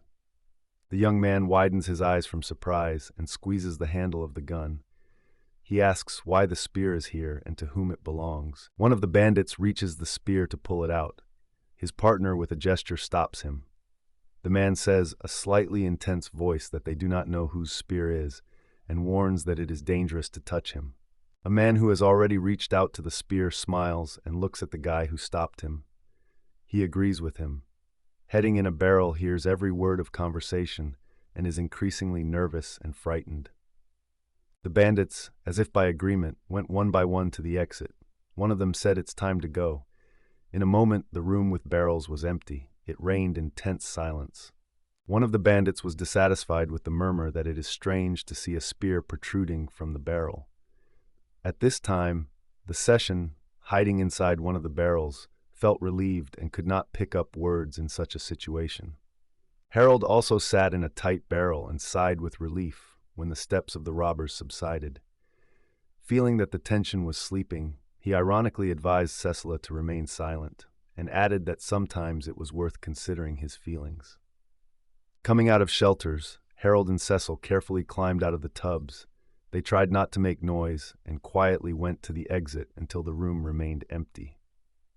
Harold slowly let his hand on a rough surface, as if looking for a resistance. He thought, what a big building is. His thoughts returned to the main. Where do they look for a stolen baby? At the turn, Harold suddenly saw two bandits that walked nearby. He froze with surprise and was immediately scared. Without waiting for the meeting, he kept his breath not to give himself. Harold and Cecile quickly and quietly entered one of the dark rooms and barely fled. The room was cloudy and empty, but was well suited for the hiding place. The bandits did not notice them and passed. Harold suddenly heard the girl quietly called him. He was surprised by her words and at first did not understand what was happening. After being lost, he began to rotate without expecting that she would turn to him in such a hard moment. Cecil shows a strange egg and looks at the main character. She asks in surprise that it is before them. The young man returns and says it looks like an egg on a pillow. The girl touches the egg with his finger and immediately begins to move from side to side. The heroine asks her girlfriend if she seemed to be moving. The guy replies that she did not seem. Suddenly, the egg begins to crack one by one. It crumbles and breaks. The protagonist and his girl look at it with horror and fear because they do not know what will come out of the egg. The egg splits in half. From it, something jumps out, bounces from the walls, and cuts sharply into the seal. The seal stands and looks at it with surprise. Something seems to get to the girl's clothes. She tries to shake it and screams to make it disappear. The main character, in shock and with his girlfriend, does not know what to do. He stands still, panic, and does not look away from her. Other people are heard behind closed doors. They ask where the sound comes from. and suspect that someone has penetrated. Harold panics, realizes that they will find them with a girl now. The guy swears, the girl yells, and tries to get rid of a strange feeling. The guy thinks where to hide because the robbers are about to go. One of them opens the door and says there was some noise from here. Two men look at the room. At first glance, nothing happened here. The young man hid in the closet and took with him a girl. Suddenly, something crawls with the body and rustle under her t-shirt. Because of this, the girl spontaneously squeaks and attracted the attention of men in the room. The robber notices that the egg, which was constantly lying on a soft pillow, is broken. His partner asks if someone has hatched and whether it can be someone's trick. The man replies that this is quite possible. Two men continue the conversation. They discuss where to go. They are surprised that it has hatched. The bandit in the jersey asks the partner what to do next. One of the men recalls that their boss brought him. It is worth finding out that you have hatched, otherwise you will not get anything. At the same time, Harold closes her mouth. She shrubs, her eyes are widely open with surprise. The feeling that something crawls on it does not pass. The protagonist quietly asks Cecila not to scream because they may notice them. Cecil is moving silently. The girl removes her hand from her mouth and says quietly that the snake crawled throughout her body. She asks Harold to let her go because she can no longer stand. In the eyes of the main character, panic. He understands that he has no choice. At this point, the guy presses his palm even more to the girl's mouth. She begins to mutter louder than dissatisfaction. Then he climbs under her t-shirt and finds a snake that does not allow her to calm down. Harold realized that the situation was critical and began to act decisively. He lifted a t-shirt with one hand to grab a snake, and the other closed Sene's mouth so that she did not scream from a sharp movement. The young man asked not to pull and be quieter because the girl began to mutter and remove his hand from her clothes. She, returning to him, uncertainly asked what he was doing. The guy replied that they had no choice. Cecil feels that the snake descends even lower than a minute ago. It used to be under outerwear, but now crawls into shorts.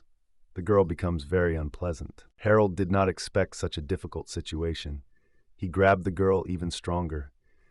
It is covered by anxiety and nervousness because the snake fled wherever you should stick. The face of Serene becomes even purple. Fortunately, the young man has time to find a snake before she completely climbs into someone else's shorts. In a sharp motion, he pulls it out of his clothes and shows his friend, saying that he managed to catch her. The girl closes her eyes and lies on the boy's chest. The guy is surprised and confused. Cecile is silent and turns away. She thanks Gerald for help and apologizes for the cries. The hero looks at the top of the girl's head and says quietly that all is well. Despite the screams and noise, the hunger in the room did not notice their location. Meanwhile, two men are looking at the room where they found a cracked egg. One of the robbers moves furniture and looks into the cracks. The other gets down, lies on the floor, and says he can find nothing.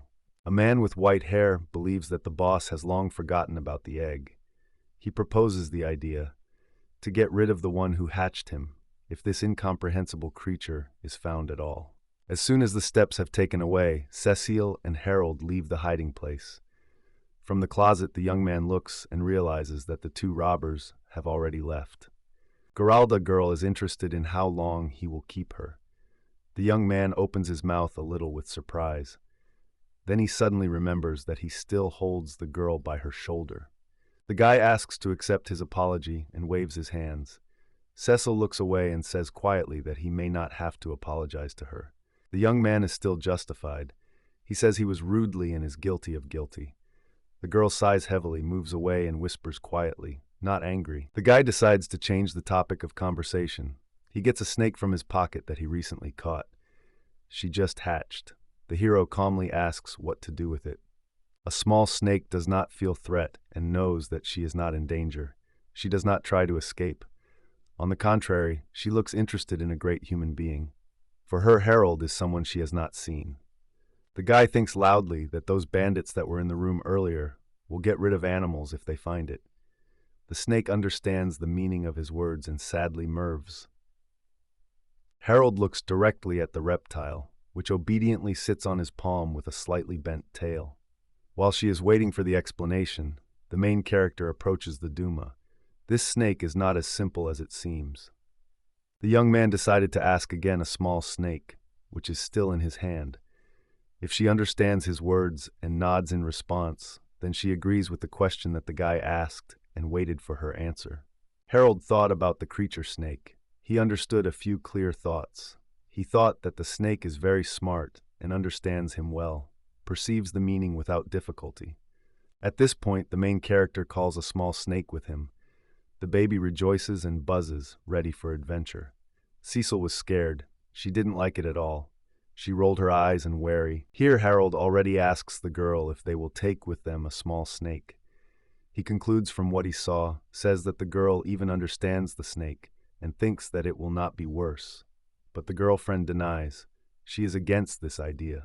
Soon, turning away from Cecil, he looked at the animal again and said that he even liked it.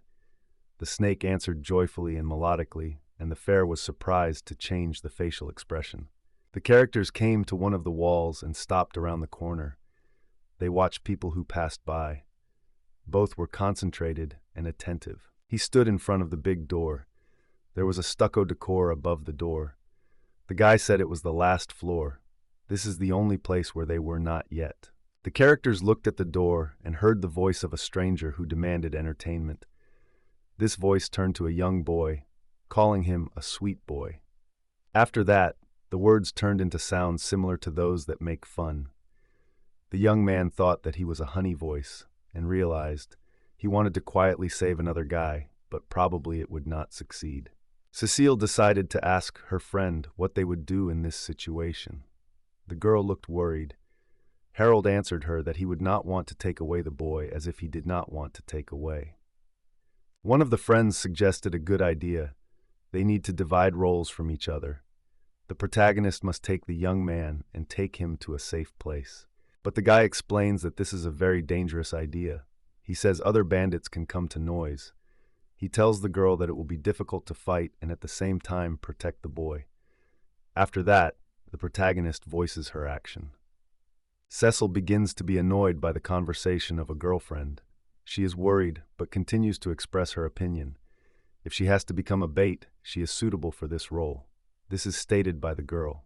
Harold looks at her good eyes. He trusts his plan. Harold explains her further. He says she is strong. He asks her for help. It is difficult for him to fight and protect someone. Cecil looks at him. The guy finishes his speech with a simple please. The woman silently turns away and thinks for some time whether to agree to this scam offered by her friend. The girl shrugs her shoulders and says that the guy is clear. Her task is to take the boy and escape. The young man thanks for understanding. Now that the plan is ready, you just need to start. The characters open the closed door. They see something that causes them to ants on the skin. They shout and fade in place without believing what they see. They are a monster with sharp paws and a girl's body. She sits on a stolen boy and laughs. The boy screams with fear and tries to escape. He compresses his fists and calls for help. The monster with inhuman color and crazy eyes looks at the unhappy guy. He says he is not enough and demands. At that moment, the stolen man screams, closes his eyes, and asks the monster to stop the horror. The protagonist opens his eyes and realizes that he is bullied, as if he were prey. He is confused and does not know what to do next. He wanted to get the boy quickly out of the room, but now everything changed. Harold recalls how the kidnappers said that their boss is difficult to call a man, and now he understands why. He squeezes the spear and thinks that their boss was half a person, half a monster. The guy looks at his girlfriend, and she immediately realizes that he wants to say something without words. The characters entered the room more deeply and froze, looking at the monster with 4 eyes. The boss lifted her head, smiled, and asked who came to her. The terrible monster paid attention to 2 people. There was a crazy statement on his face, a wide smile and wide eyes. He turns to the seal and her girlfriend, asking where they are, and calls them children. The protagonist smiles and reports that this time he came after the boy with his girlfriend. The monster smiles back and says, "Harold asks the impossible." The monster looks at the stolen boy and says that he stole something very important from the robbers, so he has to pay for her moral pain. In Claw Paws, the leader holds a small jar. He says she is very expensive. The contents of the jar treats any disease. One such bank costs 50 million rob. This monster stole it from a merchant ship. The main character looks at the boy for a while, then the leader of the robbers. A picture appears in his head. The boy shouts that he needs money to save his father. The protagonist realizes that the kidnappers are pirates. Their leader is half a person and has a terrible appearance. The monster is angry. Her face becomes gloomy. She puts paws with claws for attack. The boss says he will not suffer such rudeness. Heroes can no longer count on mercy. The girl is the first to strike a monster on her hand. The sword splits the air and strikes his palm. But nothing happens. Due to the rapid movement of her tails, they are slightly shaken. Cecil escapes after the impact, saying that the monster has a strong shell which does not break through. This is even more evidence of the monster. Her eyes are white from rage. A cry is heard throughout the room. Another blow from Harold. The face of the monster is bad and frightened. The teeth are firmly compressed. Eyebrows are mobile, often raised. One eye is shaken, the other is wide open. The monster opens his mouth and shouts. Now he really attacks. The hero clenches his teeth and has his eyebrows. He holds the weapon in his hand. Suddenly he feels something strange. It seems not on soft but metal. This strong stroke knocked the monster off his feet. Only now did he realize that the guy really was able to push the monster in one movement. He made a surprise sound from surprise. The large body crashed into the wall, which was in the night horror. There's a large dent on the wall. The monster rolled down the wall, or on what left it. His body relaxed. The paws lay quietly. There was a surprise on the face of this creature with human traits. Harold looked at the spooky creature. He thought he had not harmed her, but now it didn't matter. He still had a weapon that he attacked the one who accompanied the boy. The hero is calling Sikla for help. The girl responded quickly. She ran and grabbed the boy at the waist with one hand. Sissel notices a bottle on the floor that the monster said. She picks her up on the move and takes her baby, saying that she will take the bottle with her. Release the clawed paws. The monster screams that he will kill and break the girl and the main character, because she was taken away by a fresh young body and a healing remedy. The monster is angry with the subordinates and asks where they go. A group of robbers enters the room. They report that they have already come and are here. He, in a harsh and evil voice, orders anything to catch a fled girl. It doesn't matter what circumstances are, the main thing to bring Geralt girl. The protagonist stays in the room and thinks that 3 fled people will not be able to defeat Cecila because of a small number. In the dark room, there is a crowd of thieves led by a monster on spider legs. They are all evil and gloomy. Harold stands in front of them. The monster clearly orders the guy. All bandits immediately rush and attack the young man. He compresses the weapon more and thinks what to do next. 3 robbers attack the guy. One holds a saber in his hand. 2 others want to hit his fists. The man swings and tries to hit the main character, but he cuts back and avoids blow. Harold does not delay and beats the robber with his foot in the stomach. Everyone in the room is watching it. The man falls into the arms of accomplices and curves from abdominal pain. The protagonist continues to fight criminals. He beats them with a spear, and they fly just like the previous one. Seeing all this, the monster groans and considers Harold a stubborn boy. Time passes quickly, takes about an hour. Robbers squeeze weapons and attack in turn, saying that the hero had to leave. He calmly asks them not to speak such terrible words. He nervously bites the claw on his hand. The monster looks at him dissatisfied and shouts to keep everyone go. The protagonist turns to voice and robbers who are still beating with him. The monster screams loudly. A large white viscous liquid, similar to a web, breaks out of his body. She accidentally strikes one of those who fought with the boy, realizing that the next blow of the boss can get into him. The young man looks at the monster, then the bandit, and thinks about what to do next. Claude P.A. releases his hand to the guy, but he has time to bounce and take off into the air, avoiding blows and clashes with the main robber. Now the young man cannot answer the attack. A clawed hand misses and hit the roof of the building. Because of this, something collapses. The debris falls on the guy. It closes from them and stays on the destroyed floor. The hero raises his weapon, breathes heavily, and looks directly at the monster. In his look is determination.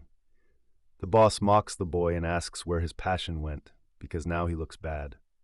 The protagonist laughs, and despite fatigue, jokes and thanks the boss for indulgence. In his words, there is no sincerity. Harold breathes heavily and looks at the enemy, holding the weapon.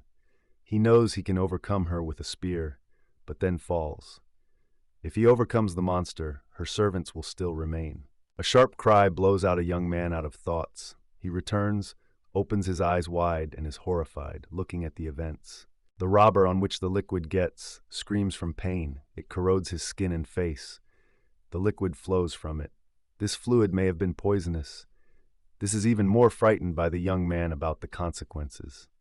Using the moment, the boss again releases a lot of fluid, trying to hit the main character. But he has time to evade, and the liquid does not affect him. On the high mountain in the shade, there is a mysterious figure and silently watches everything. The air around her seems opaque. Its contours are blurred and fuzzy. The young man is almost exhausted. His body trembles. His hands are not so firmly holding the weapon. Seeing this, the spider boss smiles, because the hero has almost no strength. The guy thinks he has already won enough time. He no longer has strength. Now he can't fight. He already knows what he wants. The main character is surrounded by robbers. It sharply turns and quickly runs to the open door to the exit. But suddenly he is drawn into spilled fluid and realizes with horror that he falls. Harold falls on the cold ground and rests on his arms to get up. He growls, squeezes his teeth and understands that he needs to run, but does not have time. The monster realizes that this is his chance. He challenges his teeth and pulls his paw towards the young man, shouting that he finally caught him. At the same time, a mysterious figure appears on the mountain. It is an adzi. He removes the sniper rifle and aims at the monster, closing one eye. A magical flow is going around the girl. It aims, presses on the descent, and slightly deflected from the recoil. The ball cuts the air and quickly flies straight to the target. The boss is already celebrating the victory and preparing to strike the last blow. Suddenly, he feels the ball stitches his body. The monster spreads his hands and shouts, distracted from the victim. After a silver bullet from the monster, smoke began to rise from the monster. Smoke flew into the sky. The terrible creature is numb. Her mouth was open. The eyes were black like coal. At the same time, this shell of a disgusting creature began to break into pieces.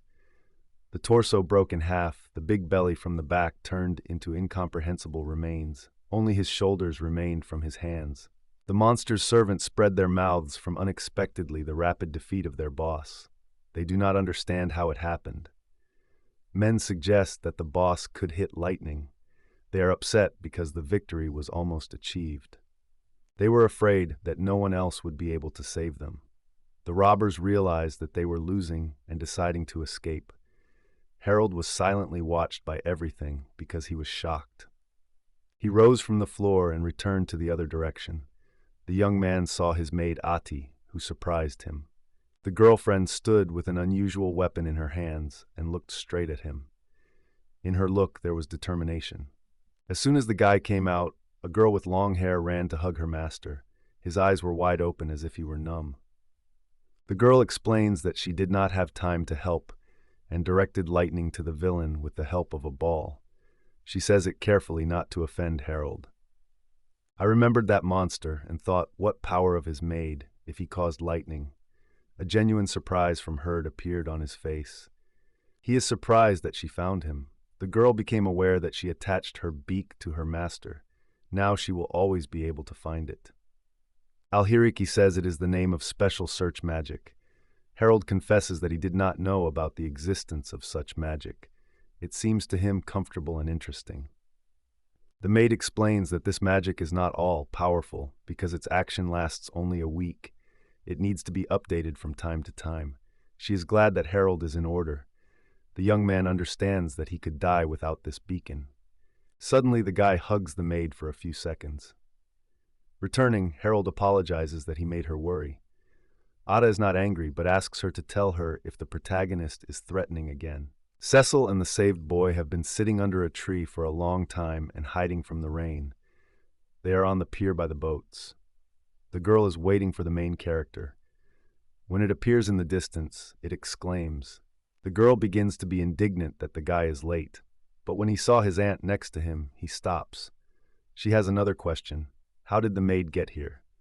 The hero does not want to discuss it now and proposes to postpone the conversation. The main character girl agrees. She says there are more important things now. For example, such a drain will not be sailed. Visibility is bad, and everyone can just get lost. The young man thinks it is better to do because they can't just stand here and wait until the morning. Clouds are already scattered in the sky, and it pleases all the heroes. Audi proposes to go right now until the weather has gone bad. The protagonist and the etier in one boat, and the abducted guy and Cecil in another. The girl's girl asks to stop because something is wrong with him. Harold looks at another boat and thinks what happened. The girl is very worried and says the guy is very cold. He is colder than when she carried him from the robbery. If you look at, you can see stains on his body. He may have poisoned it. The protagonist has a memories how he caught the boy with a monster and saw the death of one of the robbers. Fluid got on it, his skin began to get off, and it became clear it was poison. Cecil began to shout and be pleased to hold him, asking if her baby heard. It looks frightened because of the situation. Meanwhile, Harold looks at the bottle they took with them. She was in the young man's hand. The man remembered how the monster said that this bottle was very expensive and treats all diseases in the world. He watched the guy and thought, if this substance treats any disease, then the poison will not interfere and help cure the guy. The hero thinks that this bottle was looking for crazy. Now he needs it to survive and not die from the poison of a night monster. Cecile decides to give the boy this antidote and orders him to drink it. She has tears in her eyes. Honey cannot drink, so the girl himself pours the liquid into his mouth. She is nervous, afraid that she does not happen, and asks to help. The guy reacts instantly, raises his head and coughs strongly. Part of the substance flies out of the mouth. In a moment he lies again. There are traces of the drunk solution near the mouth. The heroine squeezes the jar even more. She is stunned and does not understand why she didn't get better. She hoped that this substance would help, but nothing has changed. Junior's eyelids, which were slightly open, are now completely closed. Cecil and Harold were frightened because the serum did not work. She did not help save the guy. The girl cries. Tears roll on her eyelashes. She closes her eyes with her hands and sobs, not believing in what happened. The guy looks at another man, then the girl, and quietly asks if he died. Azana, Missisol, and Harold first returned the boat to the port. They buried Barry Matta. He was given a small grave. The characters looked at her with sadness and regret. The young man knows the mother of the boy. He is sure she is looking for him. If she found him, she would hug her firmly. He imagines this picture. But this will never happen. Because of this, the protagonist will never be able to pass on the mother's body and tell what happened. He has no strength to look at people in their eyes. Harold decides to leave the guy missing, and the consecrated will pretend that they do not know anything. Because of this, the protagonist will not be able to convey the mother's body and tell what happened. He has no strength to look at people in their eyes. Harold decides to leave the guy missing, and the witnesses of the truth will look like they know nothing. Cecil stood by the grave and twisted a small flower. She said she was still trying to save the baby because the attempt is better than inaction. She does not regret because she did everything she could. Then Cecil put a flower on the grave. The heroine went ahead after a short pause. She gathered with the spirit and streamlined thoughts. Perhaps Cecil's determination is her natural talent or the result of daily training with a sword. Weapons are closely related to human life. Those who can own it understand the value of human existence. The same can be said about Ikavita. Before becoming a slave, she survived between life and death. She and Cecil are probably already embarrassed.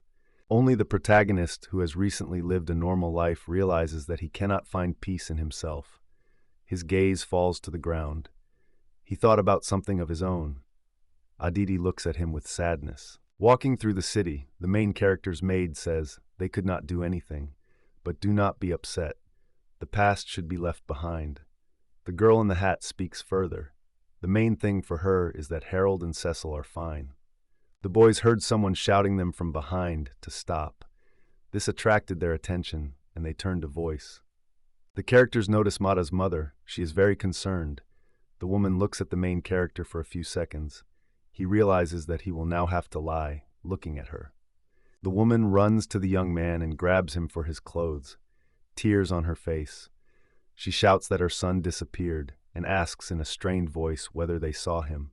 The woman immediately reports mourning news. Her husband and father of her child died. This news hurts both the woman and the main character. She says the man wanted to see Madad's son before his death. The boy's mom barely holds her tears. Harold is silent and cannot say anything by watching her despair. The woman falls in front of the young man without the strength. She says that a man very much wanted to stroke Mott on his head, hold his hand on his hair. The young man thinks how the boy wanted to save his father. But in the end, Mad himself died, and his father died without waiting for help. Harold blames himself because he thinks he could save both if he acted faster and more confident. The maid of the main character, too, is silent and says nothing. The young man looks at her and thinks that Madada is poisoned. The father would not have time to save her, and still it would end tragically. The woman gets out of her knees and apologizes for not holding back. She quietly says that he will look for her. She needs to find her because she has no one besides her son. Mom ran home, trying not to cry. Harold becomes very sad. He understands that this woman has no longer a son. He will not be able to tell her like no other. It takes a few days. The young man sits on the bed and remembers the events of recent times. Nothing important happened. The guy showed Abi Snake. She looked at her in surprise. Together they invented the name. The guy himself believes that this moment is important. Getting out of bed, he looks out the window. He thinks if this is really the last night on the northeast continent. The young man looks at his reflection in the dark. He thinks that he gradually began to accept what happened to him. Harold remembers the little grave they made with friends for dirt. He thinks that this sad story does not concern him.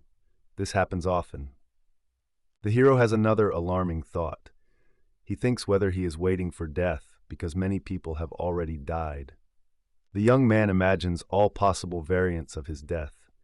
For example, when his house was burned, if he had slept and died with him, or during the battle with the boss. Almaty may not have time to save him at the last moment. Seeing the main character standing and thinking about something, the maid opens a little and goes into the room. The girl enters the room and calls Harold. She asks what happened. The guy turns to someone else's voice. On his face, fear is visible through his own thoughts. The guy touches his head and says that there was no one. He does not want to share his thoughts or impose them to another.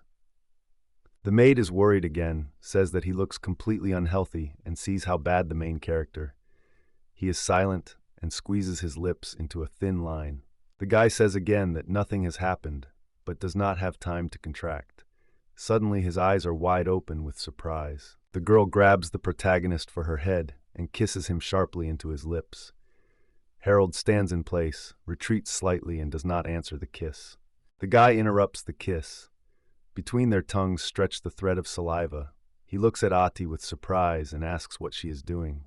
She holds the guy by her neck. The maid says that if a man is very disturbing, he is better off to love a woman. Then it will become easier. She heard that this is the most reliable way. The girl with her clothes is ashamed, but tells the guy that he can do everything he wants with her. The young man is dying in place as if he were growing into the ground.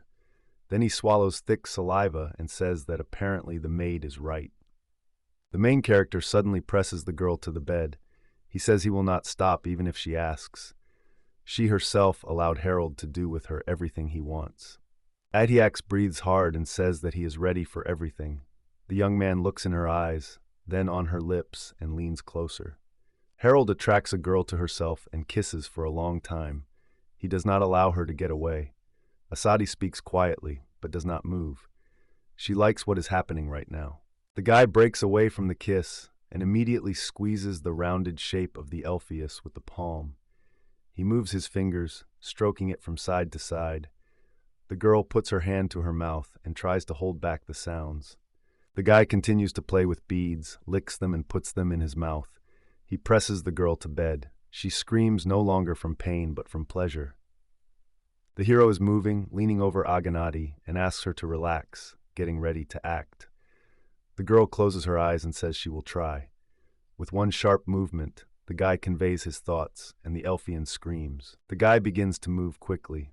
The room is moaning, screams, and shurchite. The girl squeezes a soft bed with her hand. The young man apologizes for her behavior. The protagonist takes the Elfian in his hands and attracts even closer. Ateti's cries, hot tears flow from her eyes, and saliva drips from her mouth. She chokes her own tears in pleasure. When everything ends, Harold begins to blame himself for what happened. The elf sleeps nearby, tired after a hard night. The young man thinks that he was suggested by Adashanti, but the facts testify to the opposite. The young man behaved cruelly, used her words as a defense, and attacked a beast on a defenseless little sacrifice. The girl was very worried about the main character and may not expect that he would do it with her, but she had no choice. The elf still wears a slave collar. If she resists orders, then just die. The young man looks at the sleeping girl. He thinks that he really wanted not only the carnal pleasures but also our money. The guy exhales loudly. He decides to calm down a little while the elf rests. The ship, like a large bird, moved through the restless waves that fought against his sides. The sky above it was covered with gray clouds and seemed harsh as the sea. Inside a wooden bench on the deck was a guy. He had tired face and tired eyes, nervously touched the temple. A heavy, protracted silence was heard from the boy. I remembered what I usually do at night. I decided to walk on the ship to cool. This did not help, because there are still obscene thoughts in the head. Someone calls him and calls a guy. He is glad to see the main character. The young man welcomes the man and thinks, this is his grandfather Cecil, it seems to be his name Valan. An elderly man sits in Harold, but Harold does not understand why he chose him. Seeing the surprise, Grandpa explains that he just wants to talk and asks not to look so. Silence reigned in the cabin. Valan unceremoniously violated her and thanked the boy. The young man does not understand what he is thanked for, so he asks. The old man says he is a thank you for Cecil's concern. The young does not answer, only looks at the guest and the house. The girl grabbed the baby and ran out of the building with Matt. The hero did not think that Sale would tell his grandfather about his adventures. Harold said he should not thank him because he did nothing special. He still thanks this guy. Because Cecil is his grandson, the main character insists on his own. He says his girl is even stronger than him and could handle herself. But Valan says that you don't matter. You are strong or weak, winner or defeated. It doesn't matter now. At such moments, another is important. If life is threatened, everything else becomes unimportant. The old man says the girl is always in a hurry. The hero agrees with him mentally. Grandfather believes that she is lacking caution. This is enough to die. Cecil told Grandpa that she did not like the decision of the protagonist, but the man, winking, said he immediately noticed attempts to restrain the girl. The young man looks at the man nearby. He is silent and listening to others. Suddenly, the old man asks, though he realizes that it is only his assumption. Valan smiles and asks whether Cecil could suddenly attack the main character. He hesitates, and that is enough to understand the answer. The man is embarrassed and apologizes for this case. The young man replies that it is not very concerned about it, and the man is glad. The old man adds that he will not be able to thank the hero, but is ready to listen. Harold does not understand what it is about. The man notices that when he called the boy, it seemed like something. The protagonist turns away and says quietly that he wants to freshen his head now. The old man knew that he could help the boy to be distracted. He goes to the deck along with Gur. Valan and Harold are in the crowd, preparing to fight. The guy has a spear. Valina has a sword. The collected sailors ask if there will be a fight. Some notice that they hold a wooden sword and a spear. The girls on the deck are scared. The boys are waiting for a sight. The guy does not understand how the conversation in the cabin went so far, but still preparing for battle. The old man laughs and says, "If you want to drive thoughts, the fight is the best way out." Harold is pale. It is necessary to disperse blood. The guy thinks now he knows who is the session. She has the same views as a girl. The main character seems that he is fighting not with his grandfather, but with his young copy. Valent smiles and says he cannot restrain his strength, so he attacks. He says there are some forces. The guy feels very awkward. It lasts until it notices a strange pressing atmosphere in the air. The dark whirlwinds appear around the old and main character. Valen is still persistent. He sends the gun to the guy. Harold, on the contrary, worries and squeezes his teeth. The guy feels a strong aura and pressure. Valen is not at all like the simple old one. The hero can't even guess who he is. As if reading his thoughts, the man returned to Harold and says he has not yet called him his title. The old man is called Valen. His full name is Valen Mayes. He says he was a master of the previous generation. In his eyes, pride is visible. Eyebrows are slightly faded in the middle. The young man was very surprised because he believed that the title of the sword means great power. His knowledge of martial arts is mediocre, but he even understands the meaning of this title. Now the young man understands why Cecile was so strong. She was trained by her grandfather, a sword master and a predecessor. The man asks if the young man is ready, but he retreats with fear. It is surprising and entertained by the old one. The old man is wondering why this happened, because it is a great opportunity to overcome a stronger opponent. Harold says that if he attacks, it will end for him. The man agrees, but warns that if Harold tries to escape, the old man will still not let him go. The hero is gnashing his teeth.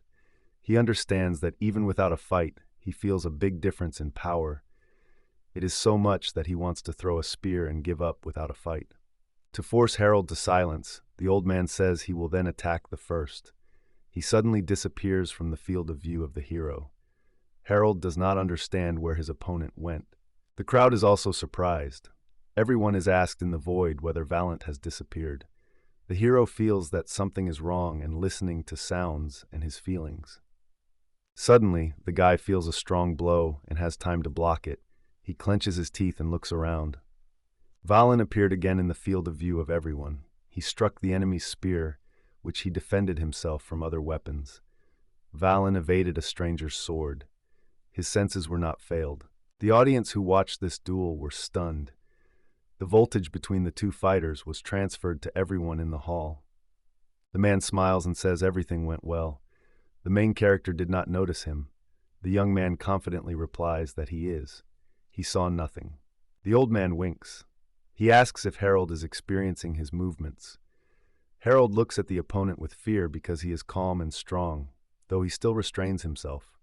Not giving time to recovery, the man sharply repels from the floor of the deck and rushes directly to the main character at full speed. The guy reflects the blows. He seems to be attacked by several Valens at once.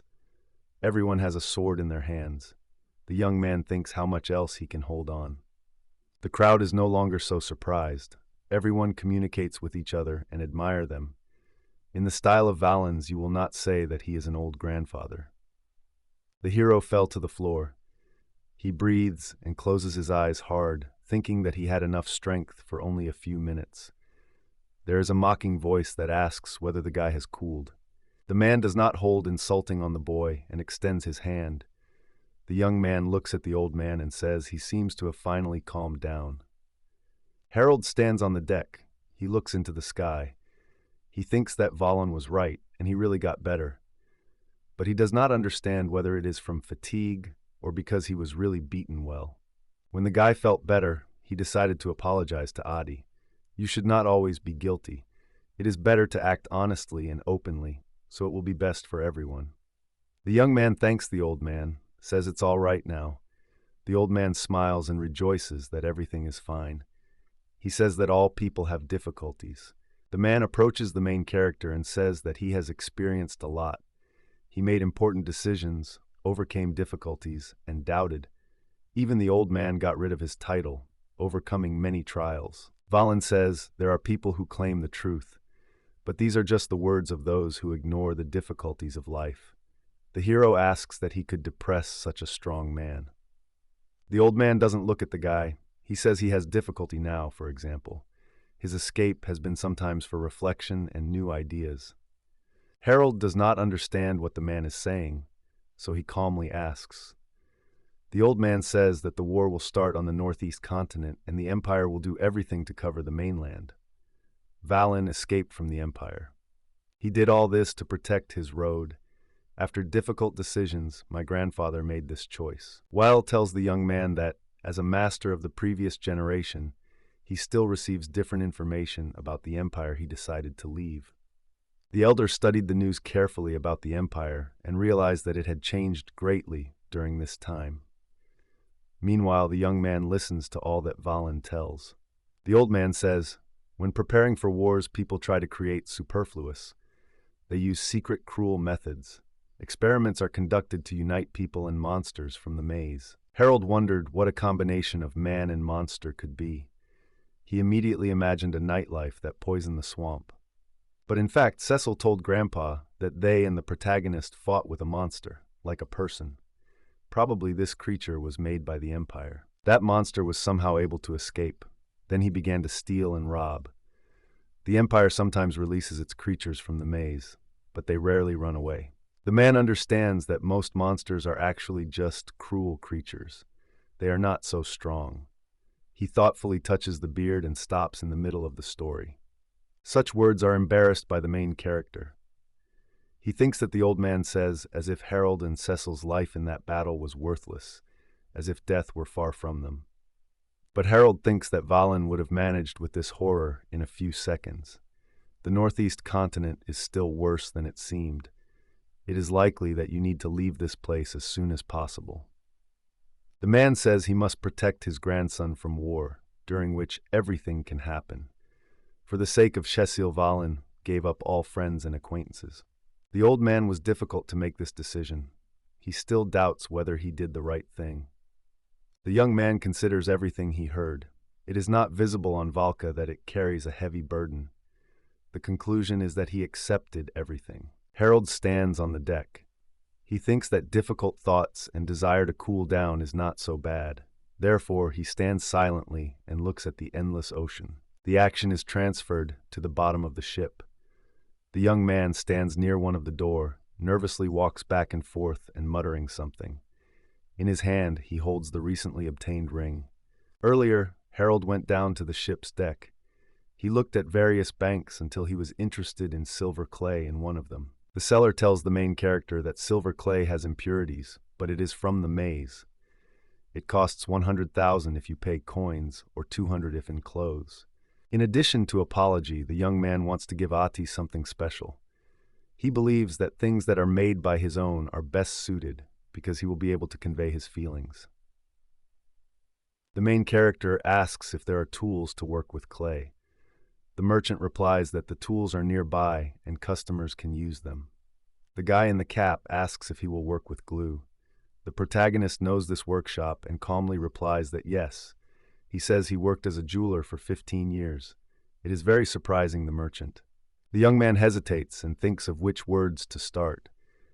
But he compresses the created wedding ring in his hand, pulls the handle, and opens the door of his room. He is met by a maid who feeds a small snake from a spoon. Seeing Harold, she addresses him by his name and rejoices in his return. The young man is a little embarrassed. He looks away and asks what the Elfian does. It replies that feeds the Ientius. This is now called a small snake. The main character is noticeably nervous.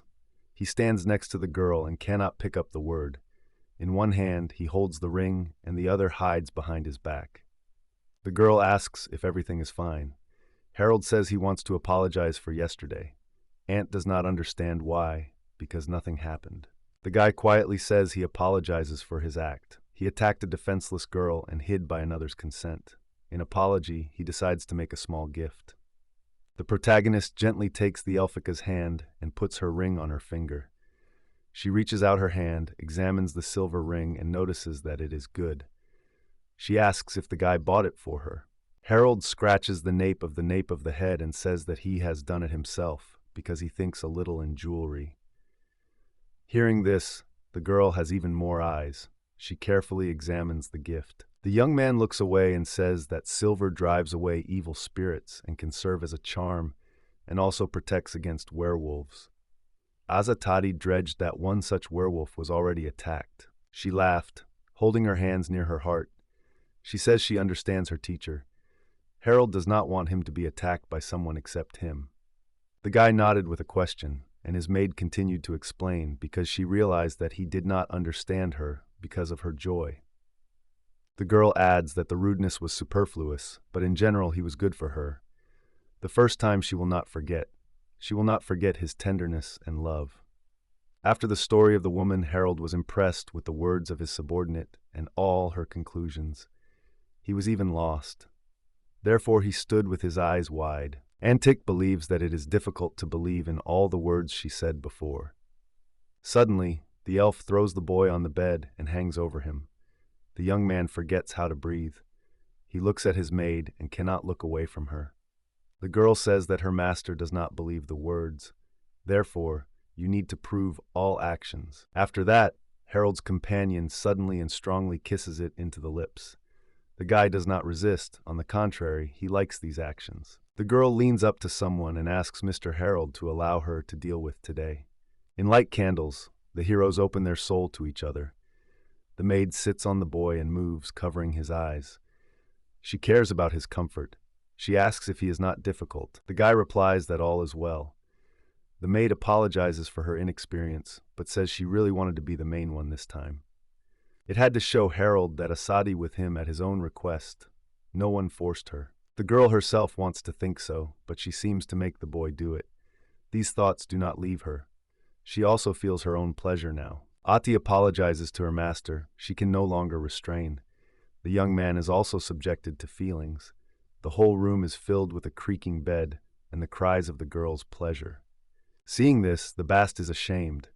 She quickly moves away, leaving the main character and the girl himself. For a while, the ship's commander reports that the whole team will stop on the nearest island for 5 days to replenish the stocks. The ship found a place for the pier and stopped. All on board can go to the city by lowered ladders. The protagonist invites the girl to stroll through the city, because perhaps they will find something interesting.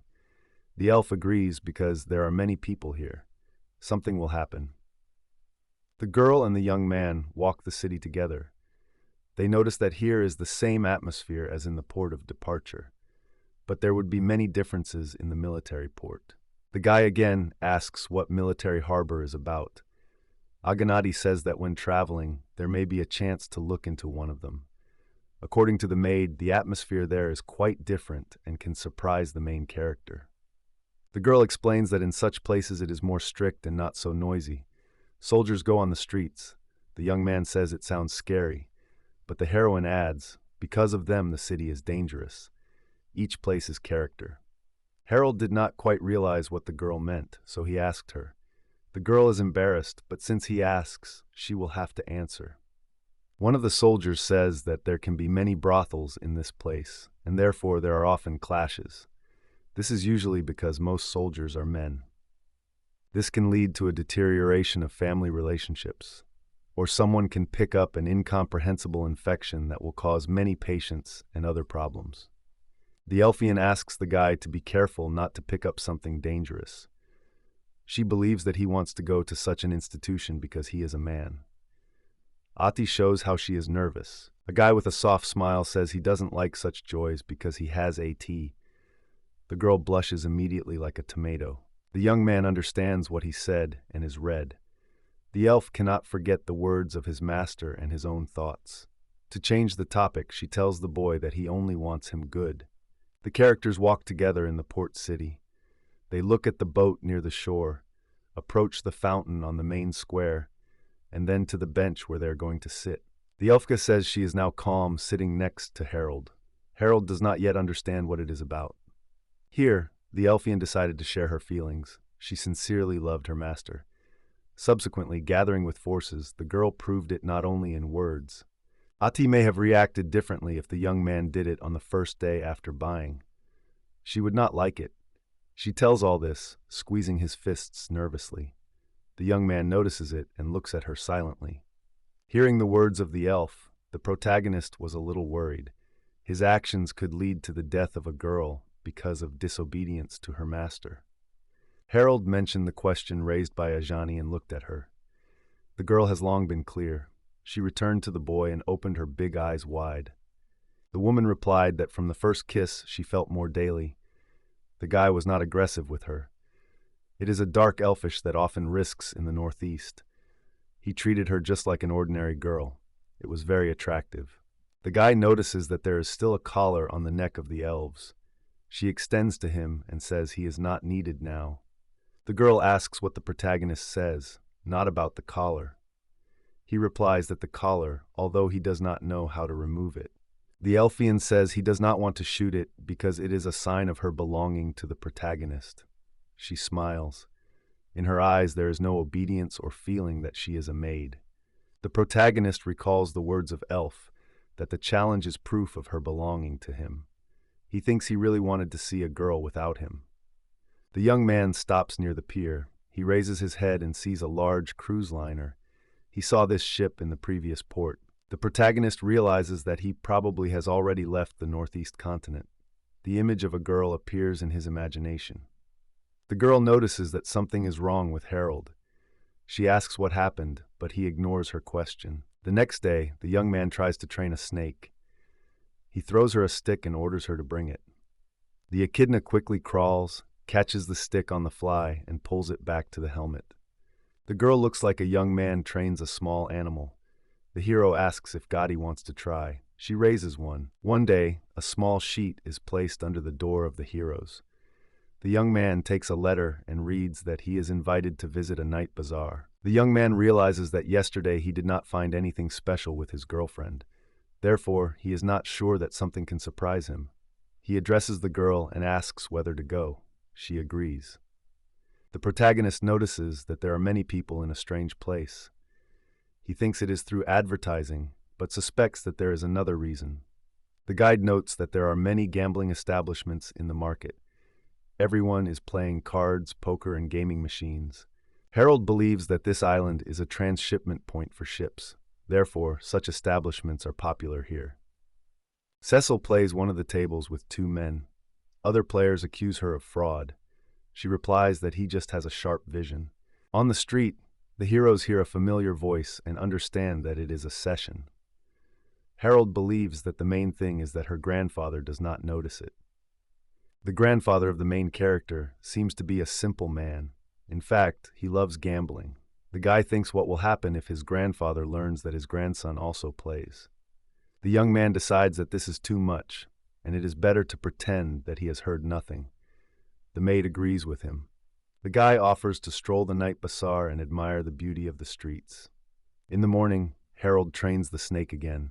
She wraps his body and stops on his head. The guy spreads his hands to the sides. The girl claps in the palm of surprise, seeing it. The hero believes that echidna becomes larger every day. The snake can't dump the skin, so how does it grow? Harold remembers that this egg is found in semi-human, so it is not surprising if it is not a snake at all. Suddenly, the characters hear a sharp cry behind the door. The female voice asks her grandfather to let her go. Opening the door, the young man asks who screams. At this point, he sees the man pulls his granddaughter to the sealed room. The grandfather is angry because he could not imagine that his grandson was interested in gambling. Cecile tries to justify that it was only a joke. In addition, she did not lose, but won. The girl boasts that she kept the bones in her hand, solved the cards, so she always won in games. The man was very angry. He beats his grandson on the buttocks and asks why she uses a sword. The characters look silently at this scene. Harold's girlfriend asks for help because she hurts her. But the guy only shrugs, deciding not to interfere. The protagonist of the main character continues. She screams shrilly. She says she is even a little sorry for Sekla, but the young man replies that she knew the consequences of her act. The maid reluctantly adds that the girl's girl turned to him by his name. She is a little offended by it. The protagonist notices her mood, but does not understand the reasons. The guy touches the cheek of the Elfian while she complains and says she is very sweet. Adieti is embarrassed. Her cheeks turn red. The action is transferred to the tavern. Two men discuss the events of the morning and the fire. One of them says that the house burned completely and the neighboring remained half burnt. Harold hears it all and, when nervous, looks around.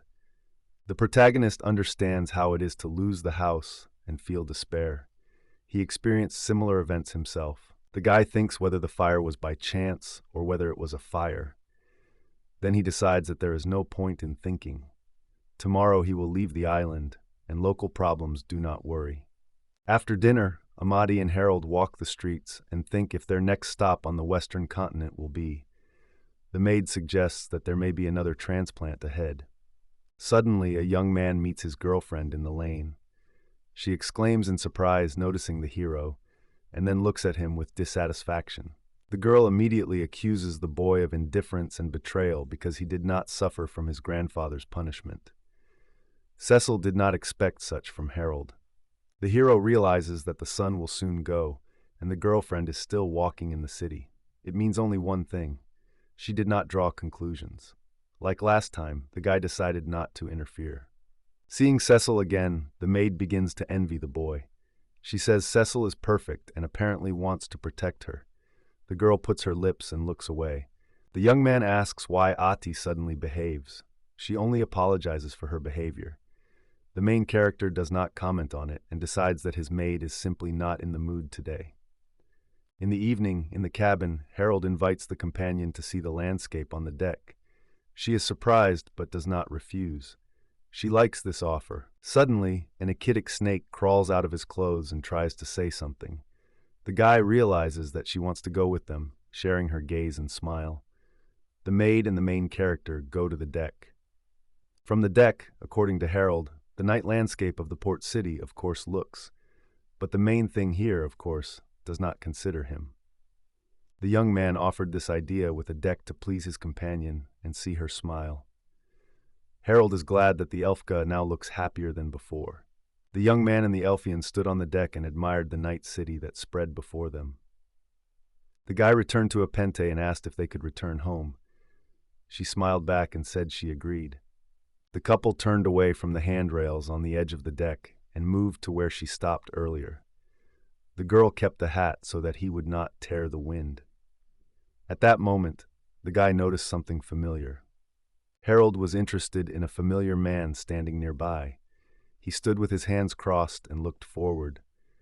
The girl also recognized him and looked thoughtfully at him. A gloomy man named Volin looked at them and said he didn't expect to see them here. The young man asked that their acquaintance was doing so late here. White hair, a man smiles, looks more like an Oskel, and says that he is waiting for his stupid grandson on this deck. He smiles at his mustache. The girl in a wide wing hat noticed that Volin's smile did not touch her eyes. They remained cold and cunning. The guy was smoking behind and did not believe he saw. Harold Smith, with a skeptical expression on his face, realizes that the old man guessed everything. He then asks why he is waiting for his younger relative. Wallen's response confuses the protagonist because the man says he wants to hang his grandson. It raises the hero of the question an uninvited imagination. The old man says that once the girl does not understand in a fun, he has no choice. He will hang her on a rope so that she thinks about her actions. The guy is still shocked by a man's speech about his granddaughter and asks if he is not too much. The old man utters the words with difficulty and asks whether Harold protects his granddaughter. She is ashamed and crying almost, answering that he has no reason to do it. Wallen is still looking at the main character with narrowed eyes, but says his questions are over. The young man looks at the Elfin he bought with a strange look. He thinks that such punishment is too much, but decides that it does not apply to it. He then notices that Adamadi looks at him for some reason. The grandfather closes one eye, tiredly says that his younger relative is a great brawler and does not listen to him at all. In the background, several heroes listen carefully to his story. Harold joins the conversation and says they do not say in vain. Children do not know how dear to their parents. Children rarely think about the feelings of people who care about them. The senior replies that the guy said wise words and is right. Wallen says he often tries to forgive her dear grandson, but what she has been doing lately is too much. The elderly man remembers how he trained the girl and complains that she uses the art of fencing and gambling, but he did not teach her to frantic. Smith understands that it is about the honor of the night, not the games. Wallen is distracted and shows his finger on a strange creature that looks from under the girl's dress. Ask what it is and why the guy panic. The guy sweats strongly and does not know what to say. He nervously replies that he is just their pet, but this answer is not suitable for an adult man, and he does not believe them. A pet is waiting for a solution. Volin asks the protagonist why he was sheltered the monster and says it is very strange. The guy and the girl look surprised. The guy exclaims, looking at his pet. The old man is very surprised that the young man did not know that his little friends were monsters. Smith realizes that Ekidu seemed just funny to him. He did not suspect she was a monster. Harold is surprised how a vulnerable Volin guessed his pet. He is not surprised by the guy's knowledge and says he accidentally visited the maze. He also notes that the young man's satellite realized that they had hung an unusual animal. The hero, who is left without a house, looks at his dark elfin and asks whether their adult is familiar with their adult. Adi is very awkward. The inscription after the bang says she thought the guy already knows about it. The guy realizes that he only suspected anything. Harold Smith is very shy. It turns red, sweats, and closes its eyes because it was easily deceived. So far, he notices the boy's emotions and says he doesn't have to be ashamed. He also knows several people who live monsters inside. The dark elfish supports an elderly man and says that she has only heard stories about such people. It is a rarity when the monster is so tied to a person. He notices the guy's height and translates the conversation to avoid an awkward situation. Again, he remembers the granddaughter of the man and hopes that Seth does not stay long. Old Volin thinks again about his grandson. A light smile appears on his face. He says that he also hopes that the girl will not remain, because it will be much better for her. Harold is glad that they managed to change the topic. He smiles and suggests looking for cycles together, because the disobedient children need to be punished. The guy with a strange smile believes that their acquaintance is even greater ashamed than him. It becomes easier for him. The dark elf smiles in response to his words. At night, the streets of the city are filled with people who are in a hurry. Heroes are looking for a girl among this crowd. The main character and the dark elf go between buildings. The girl is looking for Valen's grandson with the help of data, but does not find her in any of the casino. The young man proposes to move to the next institution. Suddenly, the blonde hears the sound and pays attention to the door of one of the gambling houses. Then she says the girl they are looking for is there. The guys look at the entrance. Once again, it specifies whether their friend is really there and thanks Sadie. Without it, it would be difficult. The guy asks if the elf wants something. He will do everything he can. The dark elfian, which the hero bought for the last money, lifts an innocent look at him. She puts her hands in front of her and says she wants only one. Then she asks if he can wish more love from a young man. The main character is surprised and confused after her words. He looks at the girl with her eyes wide open. Alaprat continues to speak and asks whether he is against her desire. The elfin and the guy who was still confused continued to go the street. Harold said that he did not object to such a request of his companions. When travelers approached the door of the gambling house, they stopped sharply. The guy noticed something strange in the window. It was alarmed. As soon as Smith saw the smoke out of the window, he rushed into the building and shouted that it smelled of Gara there. The young man opened the door to the screams of Avenatti, who called him, but went straight into the flames of the fire. The whole room was burning. People fussed and hid from the flames. Nufapt flee, shouting and complaining about some unknown dangerous man who seems to have caused this fire. Two men ran past the protagonist and a dark elf. They shouted that some stranger set fire to everything because he lost the girl. Harold Smith closed his hand so that the fire does not touch it. He asked what happened in this hall. He also said that he did not see Sekla and suggested going on. His companion agreed. The couple moved further, passing through the flames that absorbed everything around. The main character finally saw the girl for whom he came. He called her. At this time, Sel stood in a battle rack with a sword in her hands. Everything was burning around her. The girl shouted at the stranger, asking why he did it all, why he set fire to the lost, and whether he was in common sense. She said it was only a place of entertainment. On the contrary, Valen's granddaughters are a strange knight and a girl. The road to them is blocked by a burnt deck. The stranger says he is curious. Everything corresponds to this place. A stranger asks whether a losing is really a reason to set fire to the gambling house, which he called the nest. The main character and his companion elf hid from smoke and fire. They finally saw a guy with whom Cecil spoke. They also noticed another person next to him. The dark-haired young man in his armor pointed his finger on the girlfriend of the heroes and accused her of everything. He said that if she lost to him, nothing would have happened. Cecil was still evil and disappointed. Anger was glowing in her eyes. The girl said that all the thoughts of the boy were full of nonsense. The stranger and the girl who was with him hurried to the exit and said goodbye to the girl who had previously quarreled. She wanted to catch up with them, but here Cecil was grabbed by her hand. Harold Smith stopped Wallen's grandson because she could get into an even larger mess if she followed a couple of fugitives. It was very surprised by her friend. The guy wondered what was the reason for this, but realized that he should stop Cecil right now. It was clear to him that it would be difficult to convince her.